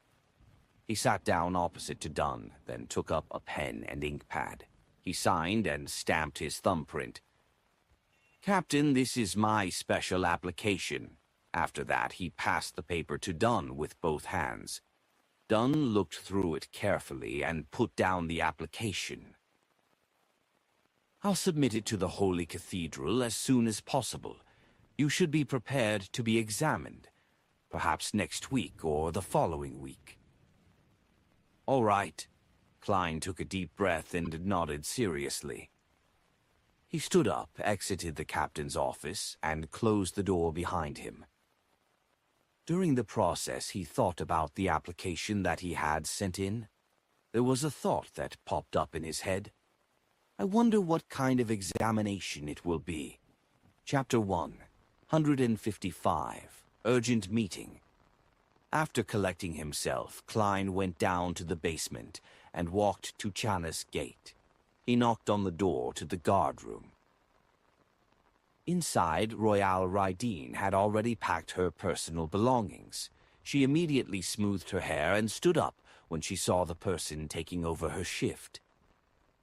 After greeting each other with a nod, Klein suddenly said, "I've had some success with grasping my potion and have shared my experiences with Fry and the rest. You can ask them about it." Royale, who typically didn't have much of an expression, looked at Klein with a little shock. Her lips quivered a little as she said, "All right. Madam, let's hope that you can still maintain your calm composure in a while. There are already a bunch of dazed people sitting in the recreation room right now." Klein laughed and made his way behind the table, expertly taking out the tin can which Dunn Smith used to store his Fermo coffee. After making himself a cup of aromatic coffee, Klein sat down and relaxed. He looked out at the lonely hallway and allowed his thoughts to roam free. Let's hope that Mr. Azik's mission is successful, and that he doesn't leave behind any clues. Well, even if there are clues, I can just pretend to not notice them. I wonder where the mutated sun's sacred emblem is sealed behind Channa's gate. Since it doesn't possess any living qualities, it only needs a little space. Come to think of it, I haven't been inside Channa's gate. I'm not sure what it looks like inside. To be able to keep the weird sealed artifacts of varying sizes safe and maintain surveillance, it must be quite special indeed. For example, the ashes of Saint Selena. Many thoughts streaked past Klein's head when he suddenly heard urgent footsteps. He focused and shot a look towards the door. He saw old Neil, wearing his classic black robe, appear in the corridor with a black carpet in his hands. He made his way into the guard room and said nothing, but instead observed Klein thoroughly. "Mr. Neil, did something happen?" Klein let out a dry chuckle and took a sip of his fragrant coffee. Old Neil sized him up and sighed. "To think that you would find inspiration from the maxim of the mystery priors and daily. I have to praise the goddess. I also have to thank you for your teachings." Klein gave a reply in all seriousness. Old Neil pulled back a chair and sat down. He said, a little depressed, "How good would it be if it was 20 years ago?" Klein maintained his silence, for he knew that old Neil wasn't allowed to consume any more potions because of his age and health, even if he had completely digested the one he had right now. Under such circumstances, anything he said would have agitated him. My earliest thoughts was to quickly gain control of my potion from the maxim of the mystery prior. But, regrettably, I wasn't embarking in the right direction. Daly's success did give me some clues, but I was already more than 50 years old back then, and had already given up on my efforts. I subconsciously thought that her success was a result of her genius, and that an average person wouldn't be able to emulate her achievements. Old Neil rubbed his temples as he described his disappointment. He was silent for a few minutes before he lifted his head. He looked at Klein. "It sure is regrettable that only now do I understand what I've missed out on at this age." Old Neil should have had a faint understanding of the acting method. He immediately understood what happened after I shared my experiences, Klein consoled. It wouldn't have made too much of a difference. The church doesn't hold the sequence 8 corresponding to Mystery Prior. Perhaps the Holy Cathedral does have it. No, if they have it, they would at least tell us its name. It's also possible that the underground market might have it, old Neil muttered. He shook his head as he stood up. He laughed and said, "At least I didn't lose control, and I've lived healthily for decades." Praise the lady. He drew a crimson moon in front of his chest and left the guardroom a little dejected. He had lost his usual shrewd look. Klein looked at old Neil's back and suddenly let out a long sigh. He was even more perplexed as to why the higher-ups of the church would hide the acting method. Klein collected himself after some time, placing his attention on the confidential information of the Nighthawks in front of him. Ever since he pulled the youth from the City of Silver into the Tarot Club and learned that the City of Silver still used the ancient names for many things, he found it necessary to enhance his knowledge in these areas. Some time later, he heard another set of footsteps. These footsteps were slow and steady. At the same time, an image of Dunn Smith wearing a black windbreaker flashed past his mind. My spiritual senses have been elevated after fully digesting the seer potion. Klein nodded in understanding. He saw the captain a few seconds later. "A letter for you." Dunn extended his right arm and flicked his wrist, tossing the letter over to Klein. Klein lifted his hand and tried to grab the letter, but be it his judgment or reaction, he missed. "Pa!" The letter fell onto the floor, leaving Klein's right hand extended awkwardly in the air. Under the suddenly silent atmosphere, his right hand first became rigid, then he pulled it back toward his head and pretended to smooth out his hair. "The light from the gas lamp isn't bright enough," Klein made a perfunctory statement casually. He bent his back and picked up the letter, giving it a cursory glance. "Mr. Hornassus, it's a letter from Daxter Guderian." He nodded in understanding and pulled open a drawer to retrieve a letter opener. According to the rules of the Nighthawks, if there was a clear and correct recipient, Roseanne and the rest of the clerks would give the letter directly to the person that the letter was addressed to. If the recipient was anonymous or an unknown name, it would be handed over to Dunn. He could then ask around or make a decision. Klein carefully pried open the letter and took out the piece of paper within. He quickly unfolded the piece of paper and read through it. He realized that the asylum doctor, Daxter, was asking for an urgent meeting at 2 in the afternoon today. Has he obtained the telepathist formula, or is it regarding something else? Klein lifted the letter in his hand and looked at Dunn. "Captain, my informant, the one from the psychology alchemists, wishes to meet me at 2 in the afternoon. "Did he say anything else?" Dunn asked, as if he was expecting this. "No," Klein shook his head. Dunn thought for a moment, then said in a heavy voice, "Get Leonard to watch over Chanis Gate for the time being. I'll go with you and hide somewhere. These urgent requests to meet could sometimes be a trap. I've heard of many similar incidents. Furthermore, if it's something important, we can act quickly." "Captain, you sure are experienced, not to mention being the most reliable, trustworthy captain without memory issues whenever we have something serious to do." Klein immediately nodded. "Oh, aye, all right." At 2 in the afternoon, inside the small shooting range 9 of the Zoutland Street Shooting Club. Klein looked at the target that was covered in bullet holes, then glanced at the uneasy Dr. Daxter Guderian.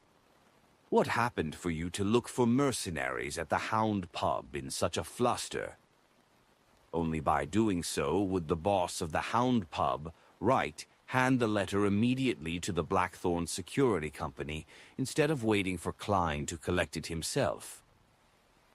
Daxter observed Klein's expression and body language, then responded softly, "I find Hood Eugen a little abnormal recently." Hood Eugen was the patient from the mental asylum that had roped Daxter into the psychology alchemists. "What sort of abnormalities has he exhibited?" Klein pressed, displaying his professionalism. Daxter heaved a sigh of relief, as if he had found a pillar of support. He said, while deliberating his words, He seems to have really gone insane. Really gone insane? Klein asked in shock. Didn't Hood Eugen feign his illness and infiltrate the mental asylum to attempt to influence the patients in order to train his mental abilities? He had really turned sick. Genuine insanity. I think so. Daxter paced around anxiously. I could hold a normal conversation with him in the past and receive guidance on how to correctly use my Beyonder powers. But in the past few days, his thought processes and his condition has become really weird. I can barely communicate with him.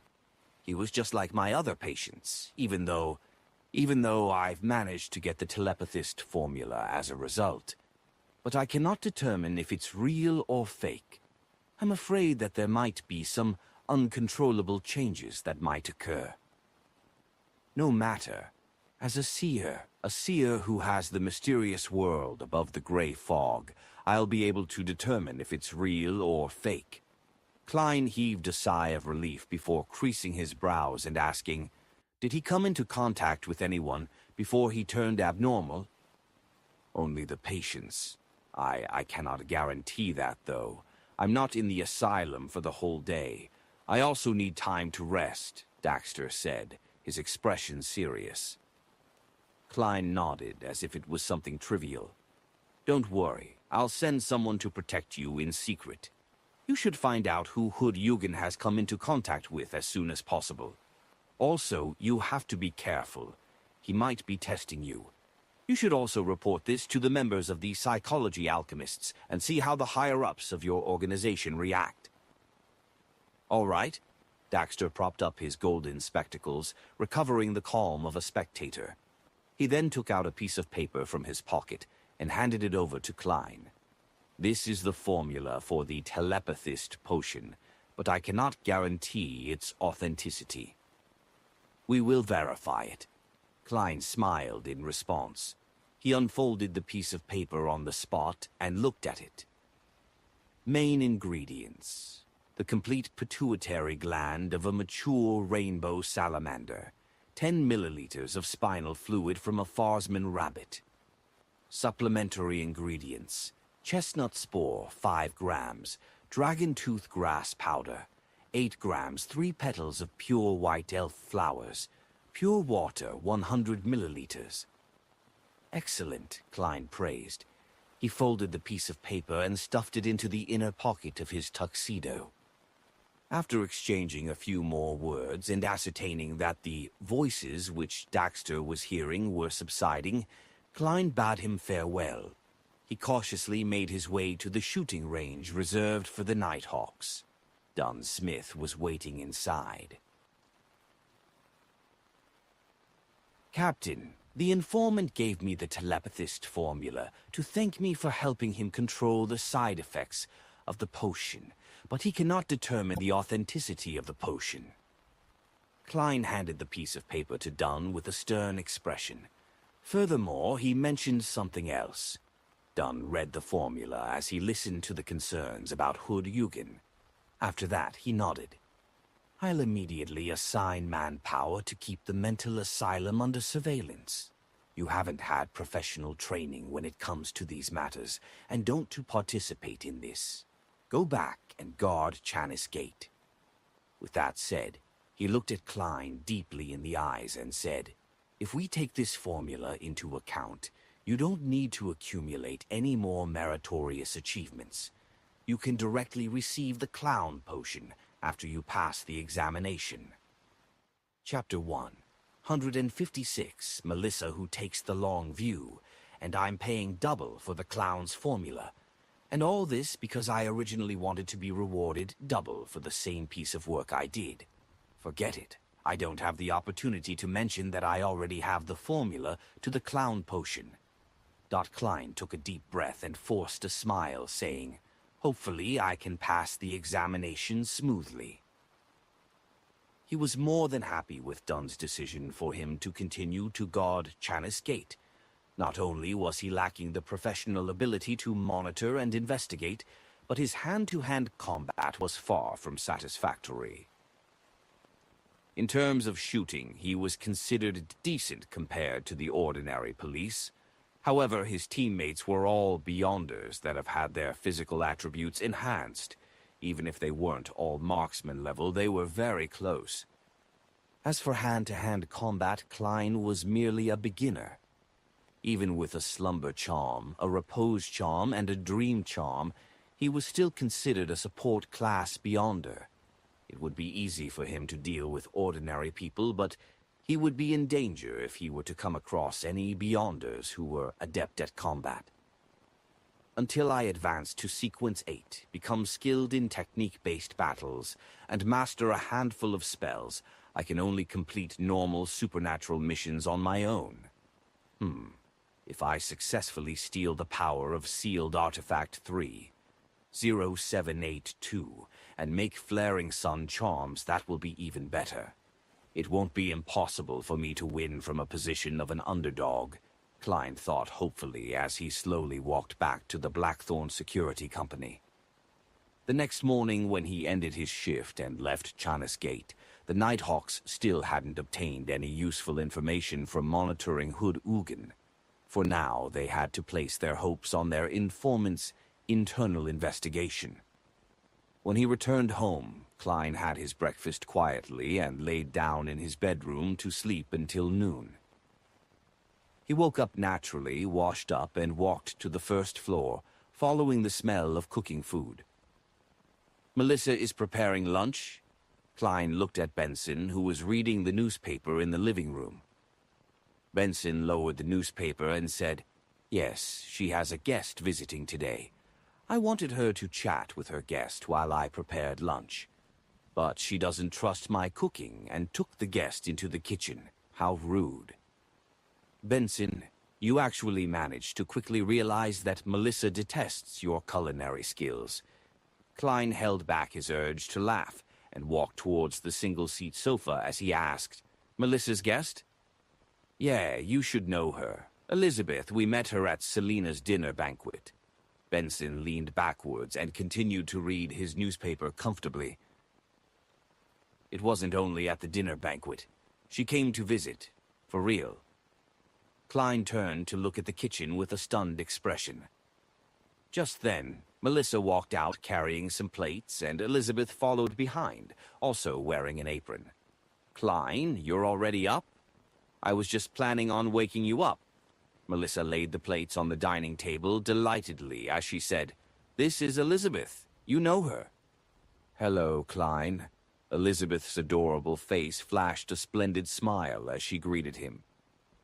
Klein replied gently and politely. After they greeted, Melissa blinked and spoke seriously.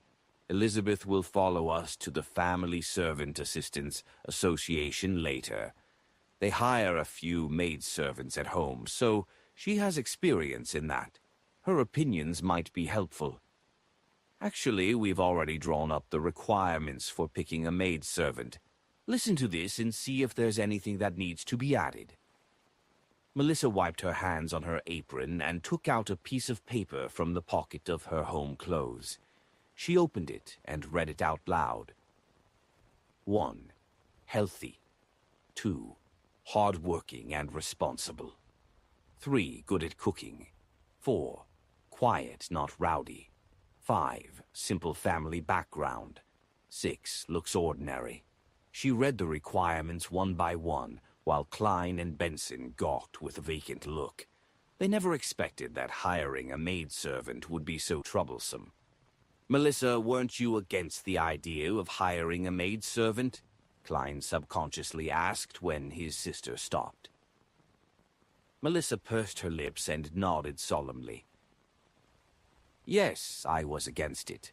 But as my opposition was in vain, I thought we should get this thing done properly. To be able to get it done well, we must be well prepared. Do you have anything that you'd like to add?"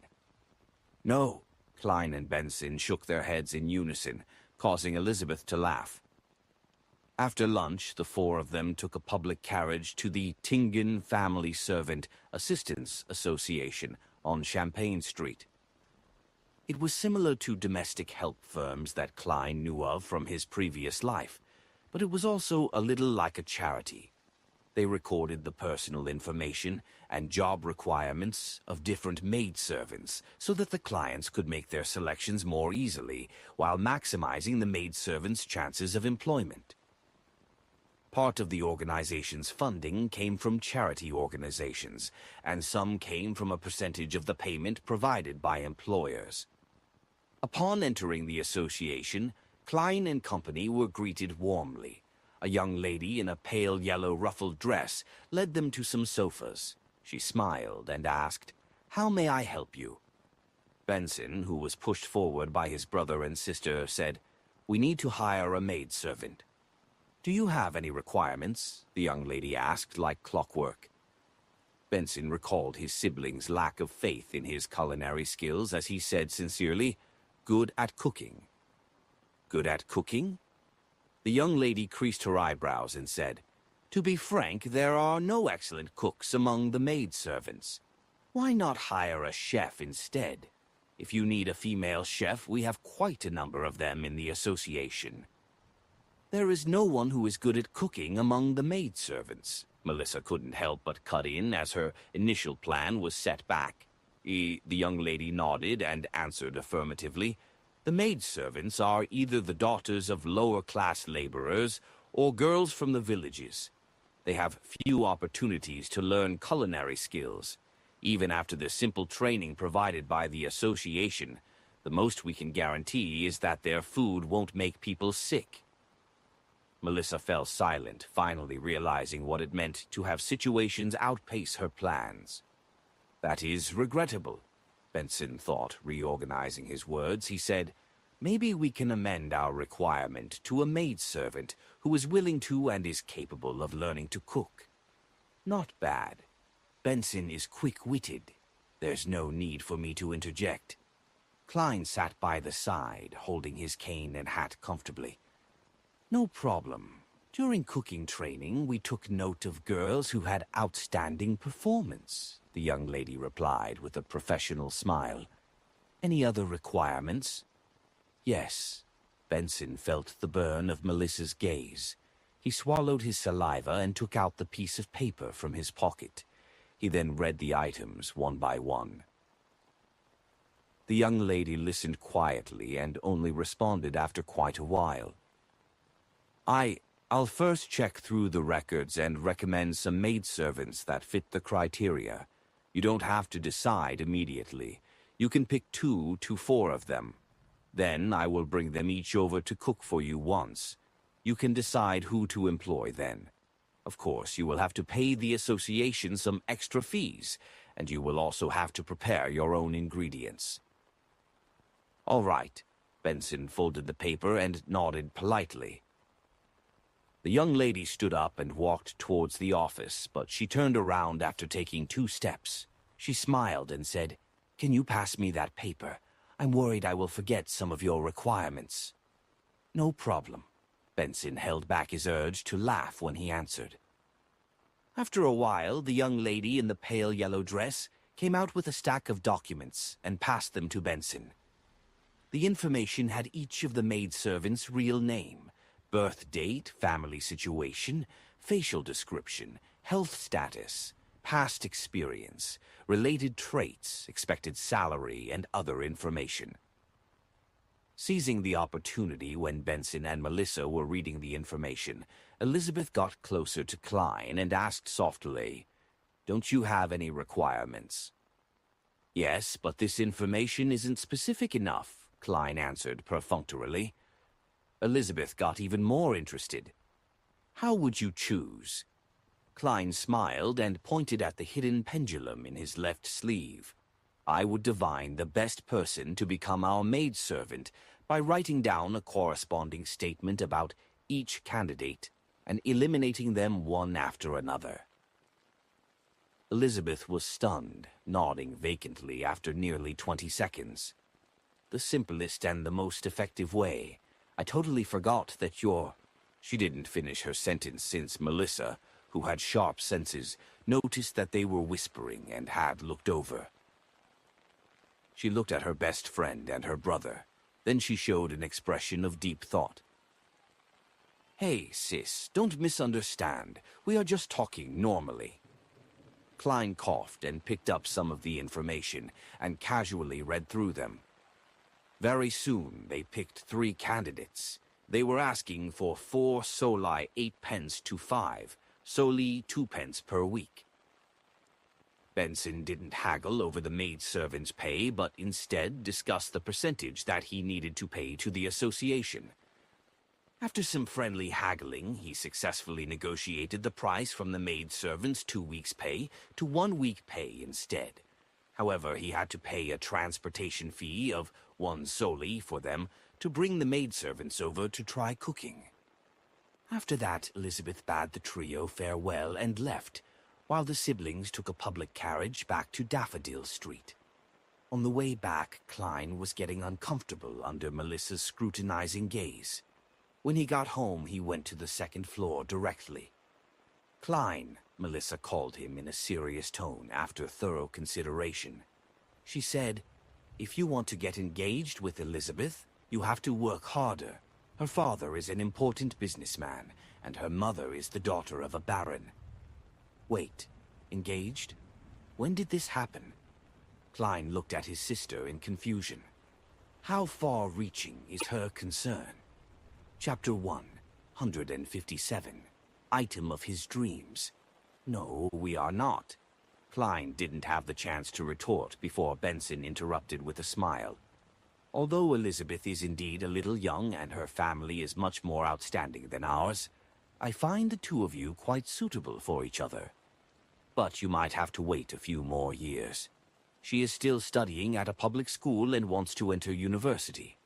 Marriage should be something to consider only 6 to 7 years later. Of course, you can get engaged sooner than that. Can you guys not think that far ahead? Klein took in a deep breath. I do not fancy Elizabeth, or, well, more accurately, I do not fancy a girl who is younger than me by too much. I prefer girls who are more mature. Truthfully, I can accept anyone within a reasonable age gap, just not now, he added inwardly in exasperation. You like girls who are more mature. Melissa knitted her brows. Then you should quickly settle the issue regarding your marriage. Ah? Klein couldn't understand his sister's leap in logic. He asked in confusion, Why? Melissa explained seriously. You will be about 25 when you finish saving up for your marriage. Girls that are more mature than you will either be married or engaged when they reach that age. Do you want to chase after a widow? What the? Klein thought to himself in Mandarin as he wore a blank expression. Benson smiled and refuted his sister. Melissa, you don't understand. In this day and age, it isn't rare to see women in their 30s who isn't married or engaged within the middle class. They are mostly followers of the goddess, and all have the ability to provide for themselves. They would rather be single than stuck in a marriage that they are not satisfied with. Yes, that's what I read from the family magazine. Is that so? Melissa was a 16-year-old girl, after all. She didn't have a great understanding concerning matters like this. Upon seeing his siblings getting roused up from the conversation, Klein coughed and said, What I meant by mature is their mental state. They don't need to be older than me. Furthermore, the person that should be worried about their marriage is Benson. I'm sorry, brother, I had no choice. He apologized in his heart. Melissa froze for a moment, then nodded heavily. That's right. Benson was just about to elaborate on the marital problems of the middle class when he suddenly shivered. He looked at his sister, who was staring at him, and said, I am now at the cusp of a turning point in my life. I have to devote all my attention to studying. I will only be confident of chasing after my desired girl when I have found a job that I'm satisfied with and have a reasonable amount of savings. Only then will I be able to provide her with a good life. Klein and Melissa froze, then asked in unison, You have a girl that you fancy? Benson, who had merely given a perfunctory reply, was shocked. He shook his head in a hurry. No, I was merely giving an example. In a dark, gloomy house of Backlund, Hilston Borough, a middle-aged man with graying hair sat silently on a rocking chair in front of an unlit fireplace with a dark-colored pipe in his hand. He looked at the guest on the sofa. He was the master of this building, Isengard Stanton, a private detective with notable fame. But he didn't set up an office, merely hiring assistants to assist him. Isengard, who was dressed in a white shirt and black vest, brought the pipe to his lips and inhaled in an intoxicated manner before slowing exhaling. The fee for a 30-minute consultation is £1. If I were you, I would definitely not waste a second. The two ladies on the sofa across from him were Forswall and Shio Derecha. They had found materials relating to Rear Admiral Hurricane Kilangos and wanted to ask this detective to consolidate the habits and actions of their target. Of course, they had removed Kilangos's name and changed the description regarding supernatural incidents. Shio Derecha handed the folder containing the documents to Isengard's assistant, a brown-haired young man wearing gold-framed spectacles. Mr. Detective, I hope that you can find habits in the target's actions using the material we have provided. Even though she wasn't tall, Shio Derecha had an air of authority when she sat straight and spoke with a deep voice. Isengard stared at her and received the docket from his assistant. He opened the folder and took out the material within. He set down his pipe and focused on reading page after page, without missing a single one. 10 minutes later, this gentleman slowly tapped on the handle. The target has an obsession with the wind. He won't stay for long in a polluted area in Backlund, the capital of dust. In other words, he could be staying at the Empress Borough, West Borough, Hilston Borough, Cherwood Borough, or the suburbs of the North Borough. The target is a psychotic serial killer with the need to kill someone every other day. The most logical thing he could do is to target the vagrants that have nowhere to go. Even the police have no records of the exact number of vagrants in Backlund.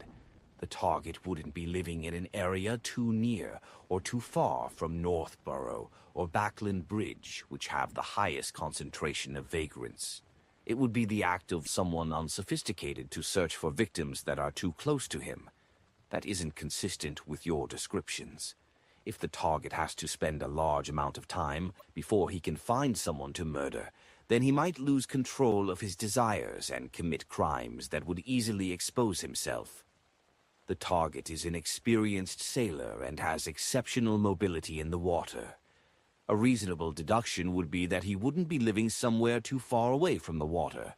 If anything unexpected happens, that would be his best means of escape. In summary, we can outline the possible radius of activity for the target. He should be living somewhere close to the Backlund Bridge area, perhaps somewhere close to both banks of the Tussock River, the West Borough or the Cherwood Borough. I can only deduce this from the materials that you have given me. Even though they didn't understand all of it, his deductions seemed to make sense. Shio and Force looked at each other and nodded. They took back their materials and stood up to leave. Seeing his assistant send off the two ladies, Isengard took out a bronze item from his vest pocket. It was an open paperback book. In the middle of the book was a vertical eye. Isengard rocked his chair, rubbing the item while softly muttering to himself, "Kilangos has infiltrated Backlund." In a particular basement of Pritz Harbor, the hanged man Alger sat in a chair, looking coldly at a struggling man. This man was dressed like a sailor. His head was enveloped by a film of pale blue water, and his face was purple from holding his breath. He was scratching at the film on his face with both hands, but all he could do was flick droplets of liquid. Finally, he could no longer hold his breath and gave a signal of submission. Alger smiled, then nonchalantly clapped his hands. The thin film of water dispersed, turning into droplets that fell to the ground. The sailor took in a deep breath and coughed violently. He coughed so hard that it tugged at his heart and lungs. After waiting for the man to recover, Alger leaned back. He emulated the peaceful and calm tone of the fool. "Tell me the reason why Kelangos went to Backland. He's there to complete a commission, but I'm not sure about the details." The pirate had completely lost the will to resist. He answered honestly. "All I know is that he might receive something that he wants. Kelangos once boasted in front of us. He said that if this mission was a success, he would be able to obtain something he's dreamed of getting for a long time. The 4 pirate kings would then become the 5 pirate kings. An object he's been dreaming of obtaining." Alger knitted his brows and slipped into deep thought. Klein didn't rest on Monday morning. He followed his plan and continued his investigation on the buildings with red chimneys in Tingen. Unfortunately, he didn't come across his target. He returned home near noon. He heated up the leftovers from yesterday's dinner and paired them with bread before taking an hour's nap. At about 20 minutes to 3 in the afternoon, Klein put his book down and sealed his room with a wall of spirituality, once again entering the mysterious world above the gray fog. He sat at the seat of honor at the ancient bronze table, extending his hand toward the crimson star, representing sun, while ignoring the frequency of his heartbeats. In the city of silver, Derek Berg was sweating on the practice grounds. His vision suddenly blurred as a heavy fog entered his view. He saw the fool sitting high above, deep within the fog. He froze, then stopped whatever he was doing and bowed his head. When the illusion vanished, he counted his heartbeats silently and carried his silver sword to a rest area quickly. 1,000 heartbeats later, he locked himself in a bathroom. After about 10 breaths, he saw the red light swell over him and swallow him in an instant. Above the gray fog, Klein leaned back into his chair and tapped his left molar twice to stealthily activate his spirit vision. He saw that the mottled color deep within the sun's other body had turned pure, akin to the light of dawn. He smiled and said, "Congratulations, Mr. Bard." At the same time, he saw the stars behind the sun's chair shift quickly, turning into the symbol of the sun. It transformed without my will, as if it was a reflection of the sun. Also, other than the palace, table, and chairs, the items that I conjure cannot be preserved once I leave this world. They are very special. There sure are many secrets to this world above the gray fog. Klein took in everything in front of him as he contemplated. Derek lowered his head and replied humbly, "This is all due to your assistance. This is but the beginning." He wasn't surprised that the fool knew that he had consumed the potion. Klein took out his silver pocket watch and looked at the time. He chuckled and said, "Then let us start the gathering. Remember, the frequency, or should I say gap, between the gatherings should be about the same in the future." As he was speaking, he established a connection with the crimson stars, representing justice and the hanged man, before pulling them into the majestic palace. Audrey looked at the scene before her and immediately greeted him. "Good afternoon, Mr. Fool. I have a page of the diary of Emperor Roselle with me." "Good afternoon, Mr. Sun. Have you gotten the formula for telepathist?" Chapter 1, 158. Preparedness averts peril. How enviable it is for Miss Justice to always maintain a cheerful mood. I wish I could be like that. Listening to her lively greetings, Klein couldn't help but sigh wistfully. He then recalled the time when she had taken out £1,000 so easily, and he realized that it would be very difficult if he wanted to maintain his cheerful emotions like Miss Justice. The son, Derek Berg, was a young man that cared a lot about his reputation. He immediately replied, "I have obtained the telepathist formula." For the past week, he had been settling the inheritance that his parents had left him. Besides the property, furniture, and a few sentimental items, the rest of the valuable items were brought to the black market in the City of Silver in exchange for the telepathist formula and the barred potions ingredients. His meals were now rationed. However, he believed that the situation wouldn't be for long. When he passes the combat examination, he would then join the team that cleansed the things of the dark in the outskirts of the city and be paid a decent amount. When I become stronger, I'll apply to become a member of the elite squad, to explore the depths of the dark and find a way to remove the curse, Derek thought with hope as he looked towards the fool who was engulfed in the fog. He noticed that last time, after Miss Justice made a request to Mr. Fool, she was able to produce a page of the unknown Roselle diary out of thin air. Although Derek didn't quite understand what had happened, he felt that it'd be better if he watched Mr. Fool later Engis. First, recall the formula in your head, then grab the pen by your side and instill it with a strong desire to express your thoughts. Klein casually leaned back in his high chair. As the sun was from the City of Silver, which might be the forsaken land of the gods, the pen that instantiated before him wasn't a fountain pen, but a quill instead. Of course, there still wasn't any ink. Derek didn't dare to doubt what the fool said, so he immediately grabbed the quill that suddenly appeared by his hand.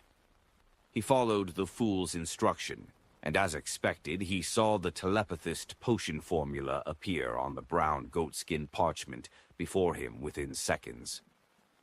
After looking through it twice, Derek silently pushed the promised item towards Miss Justice. Audrey was overjoyed and eager, but she took the parchment gracefully. She glanced at the page, and the words that Klein had translated came into sight. Main ingredients: Phantom Netherdrake's complete pituitary gland, 10 milliliters of half-spectre rabbit. Supplementary ingredients: main ingredients that I've never heard of. I don't know enough. Audrey, who had been trying to learn more about the different types and names of Beyonder ingredients from Force and Shio, seemed to fret in thought. During such moments, she would completely forget how a spectator should behave. Suddenly, Audrey heard a light rapping sound. She quickly looked towards the seat of honor at the long bronze table subconsciously. She was surprised to see Mr. Fool rapping at the edge of the table with his right index finger while he gestured to her with a nod. What's going on? Audrey was confused as her eyes wore a vacant look. Just when she was about to ask, the corner of her eyes suddenly saw some changes on the telepathist formula. There were remarks next to some of the ingredients. Main ingredients: Phantom Netherdrake's complete pituitary gland, also known as Rainbow Salamander. 10 milliliters of half-spectre rabbit, also known as Farsman rabbit. Supplementary ingredients. I know all of these. Audrey was stunned at first. Then there was an intense surge of delight from the bottom of her heart. Thank you, Mr. Fool. You're really very knowledgeable. She looked towards the seat of honor as she thanked and sincerely complimented him. The Hanged Man. Alger didn't know what had happened, but he felt extreme contempt towards what Justice had said. How could you describe a godlike figure with the word knowledgeable? His existence alone is equivalent to knowledge itself, to a certain extent. Klein accepted Miss Justice's compliments without any misgivings, because this wasn't something he could have done just because he had chanced upon the psychology alchemist's telepathist formula. After he pulled the sun into the Tarot Club, he had been taking precautions against such problems by taking into consideration the sun's special circumstances of being from the City of Silver. He had been constantly studying ancient terminology. Therefore, even if Daxter Gudarian hadn't managed to get the formula in time, he could have made the notations easily. Through prior divination and comparison, he had made certain that both telepathist formulas were accurate. Yeah, this is why we say, preparedness averts peril, Klein thought smugly. Audrey looked at the telepathist formula a few times and then reined in her gaze unwillingly. She then personally expressed Roselle's diary onto a page. "Oh, you deserve this." She put down her pen and looked towards the fog-engulfed Fool. "In addition to this, I'll give your adorer another 300. Is 300 pounds okay?" She sounded a little guilty because the 3 pages of Roselle's diary only cost her 20 pounds, while the sheriff formula at sequence 8 required 450 pounds. In other words, from the perspective of simple math, she had to pay another 430 pounds on top of the 3 pages of the diary. However, Audrey felt that it was thanks to her luck that the seller didn't know the value of Roselle's diary. It allowed her to buy it at a low price. Emperor Roselle's diary costs at least 50 pounds per page. Audrey held her fist and encouraged herself. 300 pounds? Until today, I've only seen that much money at Sir Deweyville's place. Klein sighed and pretended to not be interested in money as he nodded and said, "A reasonable deal. This is my adorer's information." He avoided speaking of terms like Backland Bank and anonymous account verbally through the Fool's mouth, as they damaged his image. He made them appear on the parchment before her.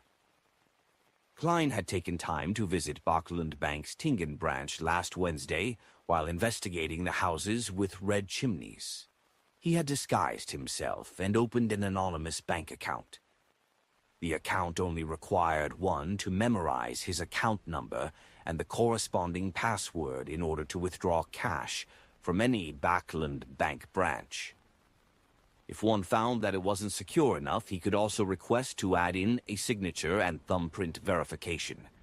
But that would be more troublesome. In order to keep his identity secret, Klein left it with a password. The password is written in ancient Hermes. The fool that doesn't belong to this era, the mysterious ruler above the gray fog, the king of yellow and black who wields good luck. As ancient Hermes itself can be used for rituals and prayers, anyone who dares to copy the password would be reciting my name. Then I'll immediately receive a signal and can simply find out who's the one trying to steal my wealth from the world above the gray fog. Klein was very satisfied with the idea that he came up with. The only downfall was that it would slightly expose the existence of the fool, but the risk was within an acceptable range. Audrey pushed the diary page to Mr. Fool as she took the parchment with the information of the fool's adorer. Recorded on it was the Backland Bank and a bunch of numbers that formed the anonymous bank account. I wonder if Mr. Fool's adorer is a male or female, and which sequence he or she is. He must be very powerful, at least not weaker than Rear Admiral Hurricane Kilangos. Audrey couldn't stop her thoughts from wandering, but she quickly focused and memorized the anonymous account. It doesn't have to be so troublesome. Just then she heard the fool's low yet gentle voice. "When you get home, recite my name and you'll be able to write down the information directly." This would be just like when I drew the red chimney scene through divination. An account number is very important. You can't memorize it incorrectly, Klein added in his head. That works too. From Mr. Fool's words, he appears very confident. He lives up to his status of a godlike figure, if he can even do this. Audrey was stunned at first before coming to the realization that everything seemed to make logical sense. But why did I have to memorize the formula earlier? Audrey was suddenly confused again. At that moment, Klein pressed down on the page of Roselle's diary, but he wasn't in a hurry to read it. He looked to the side at the sun and calmly asked, "What compensation would you like?" Derek thought seriously and said, "As of now, I don't have anything that I desperately need. I should digest the Bard potion very soon." I shall wait until then to request my compensation. Yes, perhaps to prepare for the corresponding Sequence 8 formula or the necessary ingredients. Sequence 8 is light supplement, which I have. But the ingredients, even if I had them, I would have no idea how to give them to you. Wait, he used the word digest. Indeed, the City of Silver knows of the acting method. The highest sequence there is only Sequence 4, so are they limited by ingredients? Klein nodded in deep thought, agreeing to the deal. Audrey also sharply noticed the word digest. She weighed her words and asked, "Mr. Sun, are you aware of the acting method?" Derek looked at Miss Justice in confusion and answered straightforwardly, "It's nothing strange. The general education classes in the City of Silver teaches the acting method. The acting method is taught in general education classes." Audrey stole a glance at the hanged man and realized that he was looking back at her. The two of them suddenly fell silent. The origin of the sun is indeed mysterious. I wonder where Mr. Fool pulled him into the Tarot Club from. The more I think about it, the more I revere him. Audrey settled down and looked at the Fool, who didn't look visibly surprised in any way.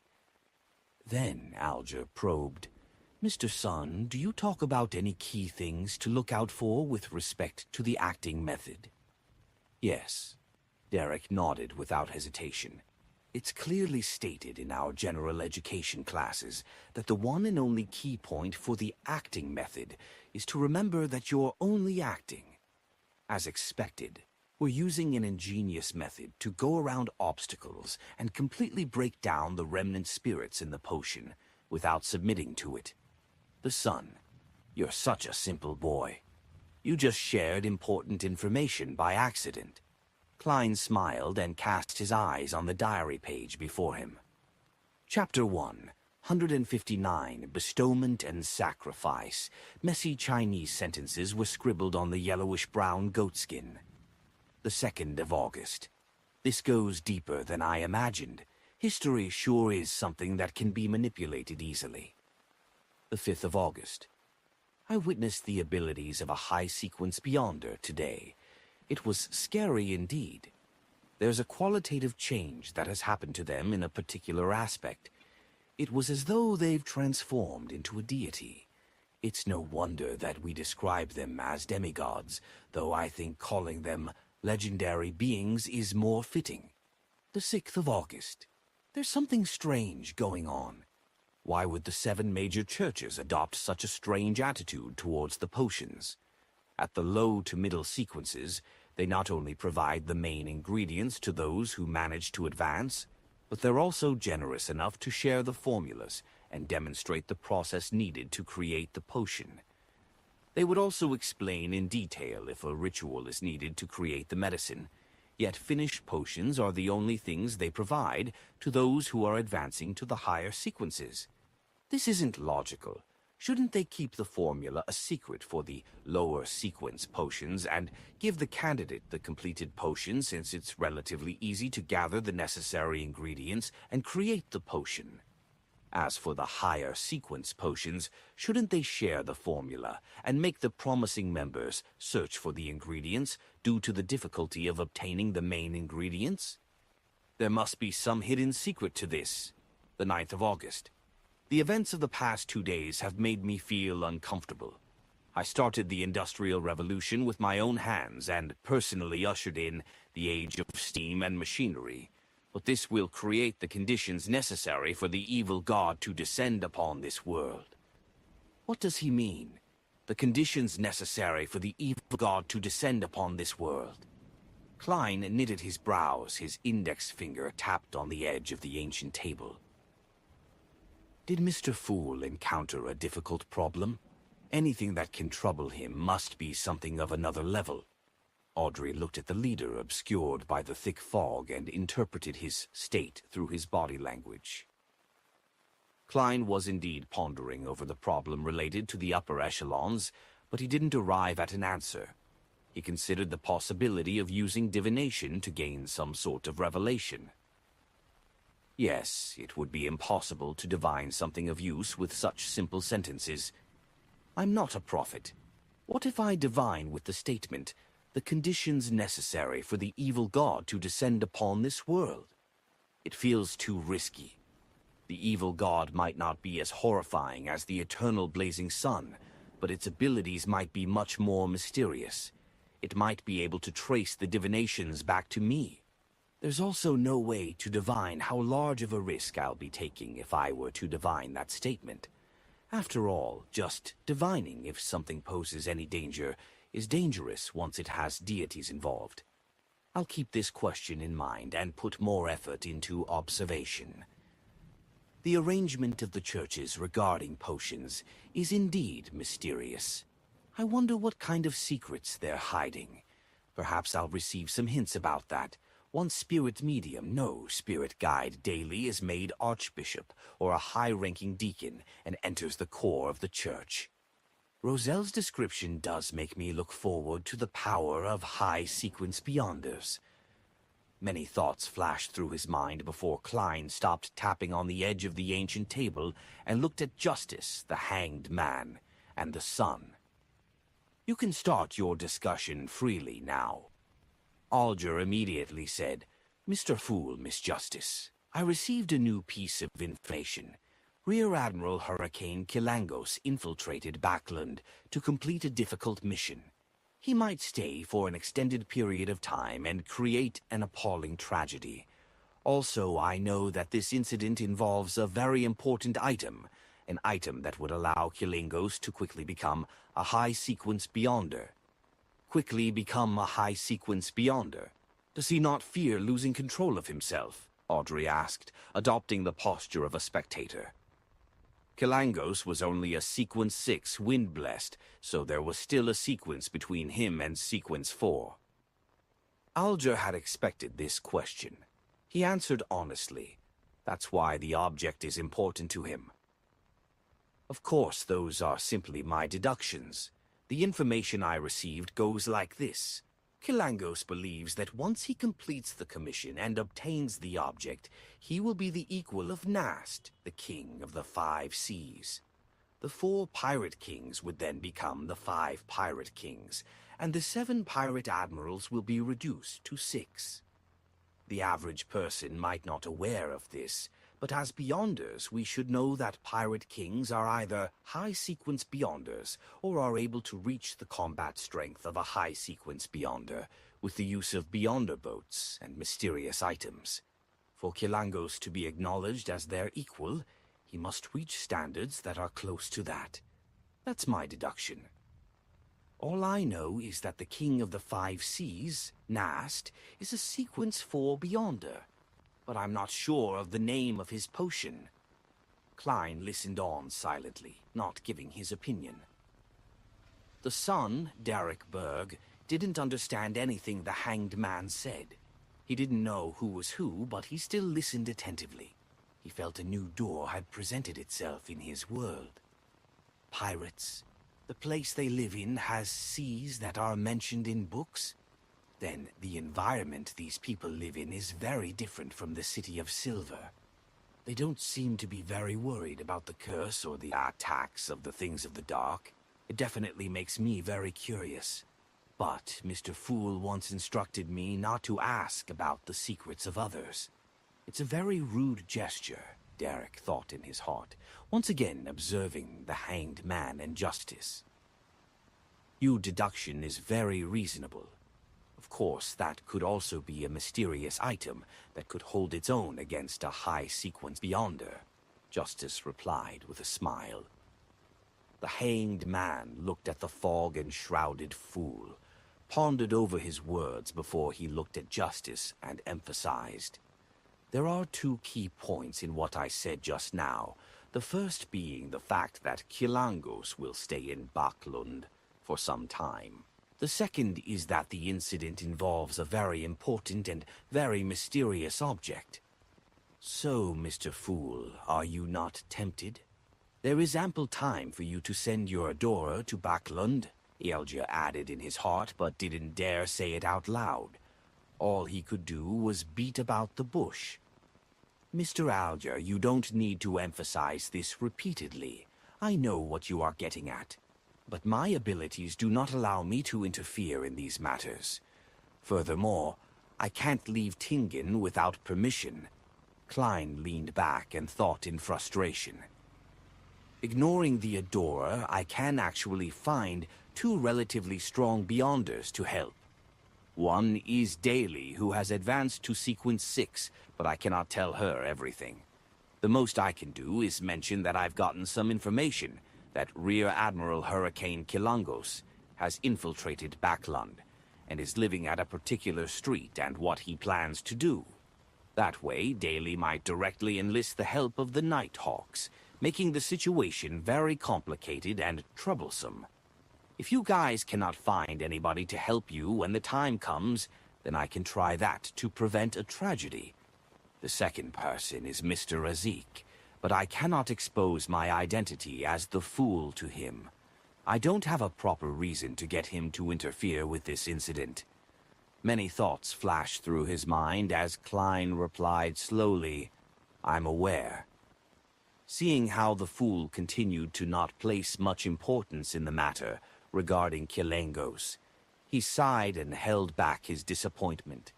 He started asking about the investigation Miss Justice conducted last week. In conclusion, we have more or less targeted the general area Kilangos will be at, and we'll soon start the next phase of investigations. Audrey first gave a simple summary, then, with the attitude that she was doing something important, said, "We need more information, preferably the hobbies and habits of Kilangos." Alger recalled. He loves fish, especially fish from the sea. He would slice it and eat it raw. He also likes hard liquor and despises champagne, red wine, and the like. He will often look for women to relieve his needs whenever he heads to shore, and with his strong body, one woman will not be enough to satisfy him. He's used to using cold weapons and avoids hot weapons. He cannot be away from water for long periods of time. What I mean is that he needs to swim or dive once every couple of days. Audrey committed these facts to memory, creating an ample character of Kilangos in her mind. Let's hope that the investigation will be a success. It's a pleasure working with you. She smiled after Alger was done. My pleasure.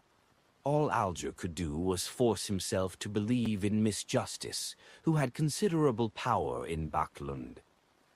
Throughout the interaction, Klein seemed to be listening intently, but in reality his thoughts had been diverted to another question. That was the question of how to deliver ingredients to Sun, if he did manage to obtain them. Now that he had a passable understanding of the field of mysticism, Klein instinctively followed the line of thought of using ritualistic magic. This reliance was natural given the successes he had when using ritualistic magic. When I was previously flipping through the confidential information of the Nighthawks, I came across records of the goddess bestowing holy items to her followers. There were also records of items descending in rituals involving evil gods or devils. Does this mean that I can bestow someone something when responding to their prayers and transfer materials that way? In previous attempts, I could only reply with thoughts containing pictures and voices. But that doesn't mean that it'll always stay that way. There could be some new changes when I advance to Sequence 8. There's also something important to consider. Can I bring material from the real world into the world above the gray fog? And, oh right, there's often a step for sacrifices in rituals involving evil gods and devils. Can I consider sacrificing something to myself? In that way, perhaps I can bring some material from the real world into the world above the gray fog. If this attempt is successful, I can get items directly from Justice, the Sun, and the Hanged Man, and then bestow them to myself. Yes, sacrifice is considered a more advanced ritual, so I won't be able to learn of it for now. The most important thing to do now is to improve my abilities. Klein reined in his thoughts and once again listened in on the conversation of the other members. He listened as their discussion changed from kilangos to the characteristics of particular monsters. Some time later, he smiled. "Let's end it here for today. By your will." The Sun, Justice, and the Hanged Man stood up at the same time. After severing the connections of the members, Klein quickly descended from the fog and left the mysterious space. When he returned to his room, he dispelled the wall of spirituality and pulled back the curtains by the oriel window, allowing the sunlight to shine in. There are two important things to do this week. The first is to get examined and advance to Sequence 8. The second is to make flaring sun charms. Its powers might be even higher than that of Sequence 7 or 6. Klein looked outside with anticipation. Tomorrow, I should be able to receive the report of Mr. Azik's paranormal disturbances tomorrow. Chapter 1, 160, Seizing the Opportunity, Tuesday morning. Having completed his mysticism curriculum, Klein didn't look for a quiet corner to read Comparison of Ancient and Modern Names, or Nighthawk's Case Compendium, and instead stayed in the break room to play cards with Leonard, Kenley, and Royale. "I only told Mr. Azik to create an opportunity for me to take sealed artifact 30782 out. It'll still depend on my improvisation skills to seize the opportunity." Klein's mind wasn't on his cards, so he played terribly. He lost 5 soli in an hour, and he felt the pinch. He planned to concentrate on the game to recover some of his cash. After he bought various ingredients for the flaring sun charms yesterday afternoon, his private stash of cash reduced to less than £1 once again. Plus, he had to pay 2 soli every day for the carriage rental fees to search for the house with the red chimney. As they were waiting for Kenley to shuffle the cards, he picked up the copper penny before him and spun it casually. He suddenly felt Royale's gaze on him, a very intense gaze. "What?" Klein was first stunned, then looked at the copper penny that was about to fall. "Is she wary of me cheating with divination? We're just playing cards amongst ourselves. Do we have to be so serious about this?" He suddenly understood and slammed down the penny with a dry laugh. Just then, Dunn Smith knocked on the door and entered. He looked around and said, "There's a situation in Morse Town. Leonard, please handle it." Morse Town. Klein felt his mind jolt as he pretended to ask curiously, "Captain, what kind of situation?" Dunn glanced over and explained, "Recently, there have been a few paranormal cases in the area. Firstly, people would hear sobs when walking past the cemetery and see vague figures flash by. Then, a widow encountered her deceased husband when she woke up to use the bathroom in the middle of the night. She nearly fainted from the fright. In addition, there was an elderly man who lived alone. He began hearing heavy footsteps reverberating in the house all the time. However, silence reigned once again the moment he lights a candle or gas lamp. The people in the town are believers of the goddess, so the local priest reported the situation. No one got hurt, and it almost borders on the level of a prank. It should be Mr. Azik." Klein used an expression and tone that he had rehearsed many times. "Captain, there might be a secret link for these paranormal cases to happen so suddenly. In this situation, divination could provide an important clue. I think I can help Leonard." Upon hearing that, Leonard's green eyes immediately locked onto Klein. He was apparently trying to find clues and traces from Klein's face. Dunn nodded first, but remained quiet and hesitant. When Klein saw the captain's response, he immediately added, "Some of these things might require ritualistic magic to purify them." "Makes sense," Dunn thought and said, "You and Leonard will head to Morse Town then." Without anyone saying anything else, he additionally added, You won't be able to make it for your combat training in the afternoon. I'll send someone to inform Gawain." Phew, the first step is complete. Klein silently let out a sigh. He quickly packed away his soli and pence. Then he suddenly paused and looked sideways at Dunn. He said solemnly, "Captain, I think we should prepare for the worst.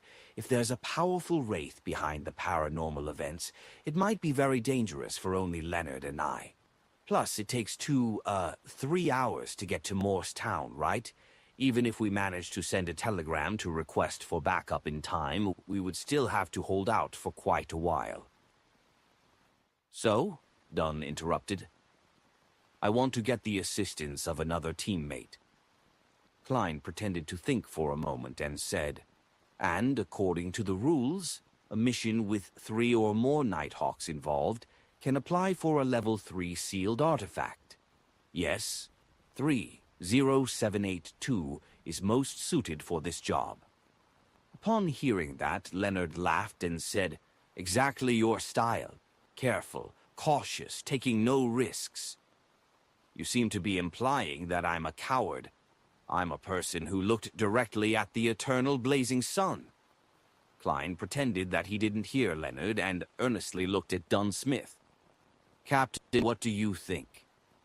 "We should really take extra care against any accidents. There have been too many coincidences lately." Dunn nodded thoughtfully and looked at the other 2 teammates. "Kenley, join Leonard and Klein on their trip to Morristown. Oh, hurry up and write an application. After I sign it, retrieve sealed artifact 30782 from Chanis Gate." "All right," the short Kenley said, putting down the cards in his hand. "All right," Klein fist-pumped in his mind while he looked anxious and solemn on the outside. At that very moment, Sikatron was monitoring Hood Ugen in the asylum while Fry was on duty at Chanis Gate. Klein left the recreation room and put on his black tuxedo. He took his hat and cane, then waited together with Leonard for Kenley at the stairway that connected to the basement. There was no one there, and it was extremely quiet. Leonard suddenly looked sideways at Klein and said, "I think you'd better give up on any unrealistic dreams." "Ah, what?" Klein replied in confusion. Leonard walked forward and stood by the edge of the stairs. He looked into the darkness of the stairway. "Even during a mission, it will be impossible for you to discover my secret and understand my uniqueness." "Oh, bro, can you stop thinking so highly about yourself? Did you think I applied for this mission to spy on you? I didn't even have such thoughts." Enlightened, Klein chuckled. How can you be so sure that my uniqueness won't help to reveal your secret?" Leonard's expression grew grave, but he then smiled and said, "It will, huh? I shall wait for you to discover it then. When I gather more information and items, I will go to the world above the gray fog to help you do a divination." "You're welcome," Klein thought sarcastically in his head. Soon, the small-framed Kenley brought the mutated sun's sacred emblem up the winding stairs. When Klein felt the unique warmth and purity, he secretly heaved a sigh of relief. He knew that he had finally completed the very first and most difficult step in his plan of siphoning the powers of the eternal blazing sun's divine blood. Then the 3 of them left the Blackthorn Security Company and walked to Zootland Street. They walked towards the carriage that belonged to the Nighthawks. "Will the purifying effect bother the horse?" Kenley suddenly asked anxiously. "I don't want a horse that can only praise the sun to pull the carriage." He had been a Nighthawk for longer than Klein, but he was far from experienced. "No, sealed artifact 30782. Only purifies living entities with a high level of intelligence." Klein lowered his voice in response. "If not, I wouldn't be bitten by insects," he added blankly in his head. "Oh, I see. I didn't read the information thoroughly enough." Kenley pressed down on his black silk hat and laughed in enlightenment. As Klein had yet to master the skill of driving of a carriage, he sat inside the carriage for the following 3 hours. He rubbed the sealed artifact 30782 in his hand, while he watched Leonard and Kenley take turns driving. They finally arrived at Morristown around lunchtime. "How beautiful," Kenley complimented sincerely as they stepped down from the carriage and looked towards the boundless golden wheat fields that surrounded the town. The dates representing the volcanic constellation was coming to an end, and the bumper harvest constellation was going to rule everyone's life. Leonard was in the driver's seat as he looked around and opened his mouth as though he was going to recite a sonnet. But in the end, he only spurted one sentence. "How beautiful." Klein held back the urge to laugh as he put on his top hat, took his cane, and got off the carriage. At that moment, a middle-aged man in a black priest's gown walked over. He drew a crimson moon on his chest and said, "Praise the Lady. Are you the friends that St. Selina Cathedral sent to help us?" "Yes, Priest Sieur. May the goddess bless you." Leonard jumped off the carriage and replied with a smile, "We're here to take care of the recent paranormal incidents." Seemingly. The gray-haired, blue-eyed sire saw many townsfolk approaching as he quickly emphasized. Morristown wasn't big. Regardless of which direction one chose to travel in, one would enter the plains within 10 minutes. The people who stayed there knew each other, so what happened earlier had spread. Many townsfolk were waiting for the Church of the Evernight Goddess to send people to resolve the problem. Hence, when they saw that the priest was greeting 3 strangers, they quickly surrounded them out of concern and curiosity. Some tiptoed and some tried to hear what they were saying. Leonard chuckled and said, "Priest, don't worry. We're professionals. Look, we brought holy water, silver daggers, dark sacred emblems, and also garlic." He took out the described items from the inner pockets of his clothes, as though he was pulling a magic trick. "Ouye, garlic? Are you trying to stink the spirits to death?" Klein found it ridiculous yet funny as he watched Leonard's performance. Sieur wore a look of confusion, and he even started to suspect that the St. Selina Cathedral had sent over a bunch of frauds. The citizens who surrounded them revealed gratified smiles, as though they were finally in safe hands. Leonard got close to Priest Sieur and explained softly into his ear, "They believe in these things." Without waiting for the priest's reply, he added, "Let's have lunch at the church first. Then we shall take care of those matters." Yes, lunch is very important. When those paranormal incidents are taken care of, it'll be time to take turns looking after sealed artifact 30782, and also the opportunity for me to make flaring sun charms. Hopefully, everything goes smoothly. Of course, making flaring sun charms during the daytime would get the best results, Klein thought, brimming with anticipation.